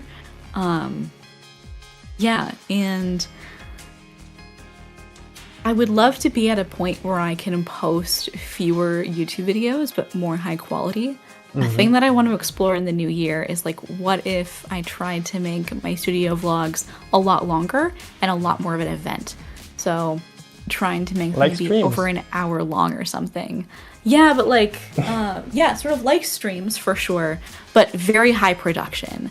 I want to make my studio vlogs kind of into almost short films. Yeah, there's an entire niche of very high production vlogs, art vlogs on YouTube. I don't have the names, I'm sorry, but there are other great, mostly female artists that really document well. They're like very well produced. But I don't know. Yeah, for sure. Valerie Lynn. Oh, sorry, my cat. Yeah, Valerie Lynn, exactly. Valerie Lynn's Shout a out great to example Valerie. of this. Yeah. I love her work. I think it's amazing. I think that the way that she's able to tell a story and capture that in footage is fantastic. All of kind of the YouTube new wave people that are doing like more lifestyle focused vlogs are really great. And I would love for my studio vlogs to be a little bit more like that, a little bit more of a moment, and maybe dial back a little bit on the business and marketing content, or maybe have my studio vlogs on a separate channel, or kind of figure out some kind of balance there. Yeah, I thought about this style, but I think it's like, for me, it's going to be way too much work. I have way less pressure doing a live stream than any type of video. Even a short is more pressure for me than just going live. Like going live, you can make mistakes, you can be silly, you just make a joke out of it and just, well, okay, you have a bad painting day, just make jokes about it and have fun with people and just put down your brush and just talk for a moment, and you have content. Like, that's content. Yeah. But like making like the shots, like you have to really do great videography. I don't know. I wouldn't have the courage to do that. They do such an amazing job. I would just not be up to the level to do something as well and neat. Yeah, I mean, I think it's a skill like anything else, you know? But definitely not for everyone. There are some questions in the chat I want to get to. Yep, sure. Let me know. Lords D asked most recently, Kelsey, are you thinking of print on demand at all? Yes, I am so thinking about print on demand. The quality and the money, of course, you're right, can be hit and miss. It's definitely a thing that I'm into. My prints right now are print on demand. You can go on my website right now and check out like the really large prints that I have on offer that are signed digitally and like really high quality. And those are print on demand through, I think, The Print Space. They're based in the UK, but for more Kelsey's affordable links prints are in my description normally, so you have all the links you need. just kelseyrodriguez.com, you can follow my stuff there. I also have like an in-print storefront. I think that's a really good option for a lot of artists. In-print is really great. It's a really great resource. I haven't made too much money through selling my work on there, but it's something that I want to pivot more into. Yeah. Let's see. 123 Rock Fan asks, I know you guys prefer more representational art, but do you still have a favorite abstract art piece? There's this one. There's this one abstract artist that I really love. I can't remember her name right now, but I do still like abstract art. I think there is still a place for it for sure. What about you, Florent? I like it in hotels and stuff, but mostly as decoration and not enough as some sort of art forms that I feel any type of connection to. So I would say just Rothko, because everybody thinks to be enjoying Rothko, but I don't know. I'm not into Rothko at all. Yeah. Okay. So what else? Kelsey, I'm in awe of your painting. There's an ethereal beauty and cozy, almost autumnal feeling. Well, wait until you see the other versions, though. It's lovely. Will you be doing more paintings tutorials in the future? I'm gonna be honest. I feel like my work is not consistent in terms of quality and like style right now, to a point where I feel comfortable making tutorials. Maybe sometime in the future, I could totally see myself making like an oil painting course or something like a couple years from now. But right now, I really want to focus on just like improving my work and reaching the point that I want to be with it in terms of style and quality and like line work and composition, all that jazz. And yeah, you could certainly take some of my videos as tutorials if you wanted, but I don't think they're really meant to be that or something. You could definitely analyze my work. Your angle, yeah. Yeah, I think my sort of comparative advantage in the art YouTube space is mostly in terms of like business and marketing education, because it's something that I'm really passionate about and interested in, and it seems to resonate with people. However, on your Discord, isn't there more like a more like technically oriented channel that you could? Oh, for sure. Yeah, we have a get feedback channel on my Discord server that I'm in the chat, and so are my moderators, giving feedback all the time. We have channels for almost every art medium out there in my Discord server. And yeah, there is like a paid mastermind group in my Discord server that is more art business focused, but it is totally free to join. And there's, I think, a ton of valuable information there, and it's a good community, one that I'm really proud of, and it's valuable regardless of whether you are focusing on... Yeah, I think it's valuable regardless of whether you're focusing on developing your skills or on building a business.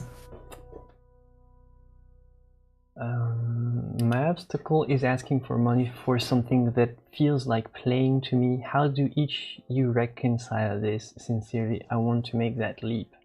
Well, you need to get to a point where it doesn't feel like playing, then just take it seriously enough so that it, like, you feel that you're making it, like, period. Yeah, of course. Yeah, I totally agree. And I think that, like, there's sort of like this feeling that I think a lot of people have when it comes to making money, that like making money needs to feel like boring, or like the work that you have, you can't enjoy it too much or something, or it feels like you don't deserve to make that money, or it's not actual work. I think if you're a creative person and you enjoy what you're doing, like, you should be having fun with it, and you should be making a livable wage from that, and you don't really have to associate like work, quote unquote, with feeling like it's a burden to do. It can feel like playing, and that doesn't mean that you deserve anything less than a livable wage.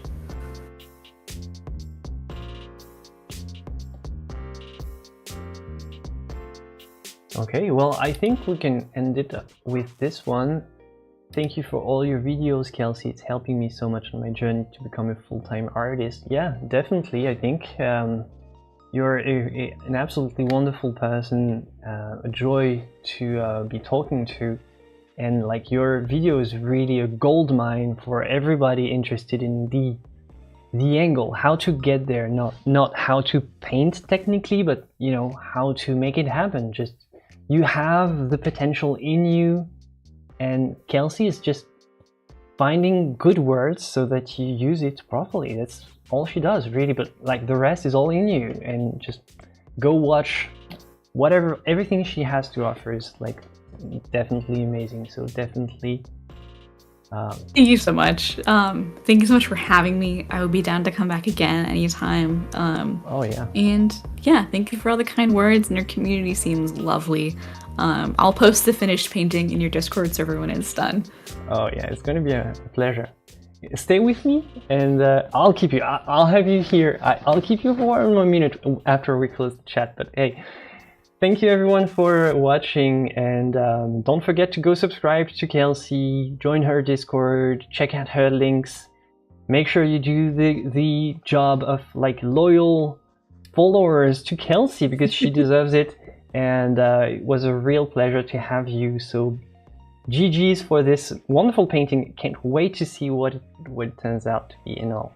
I'll see every one of you in the next stream.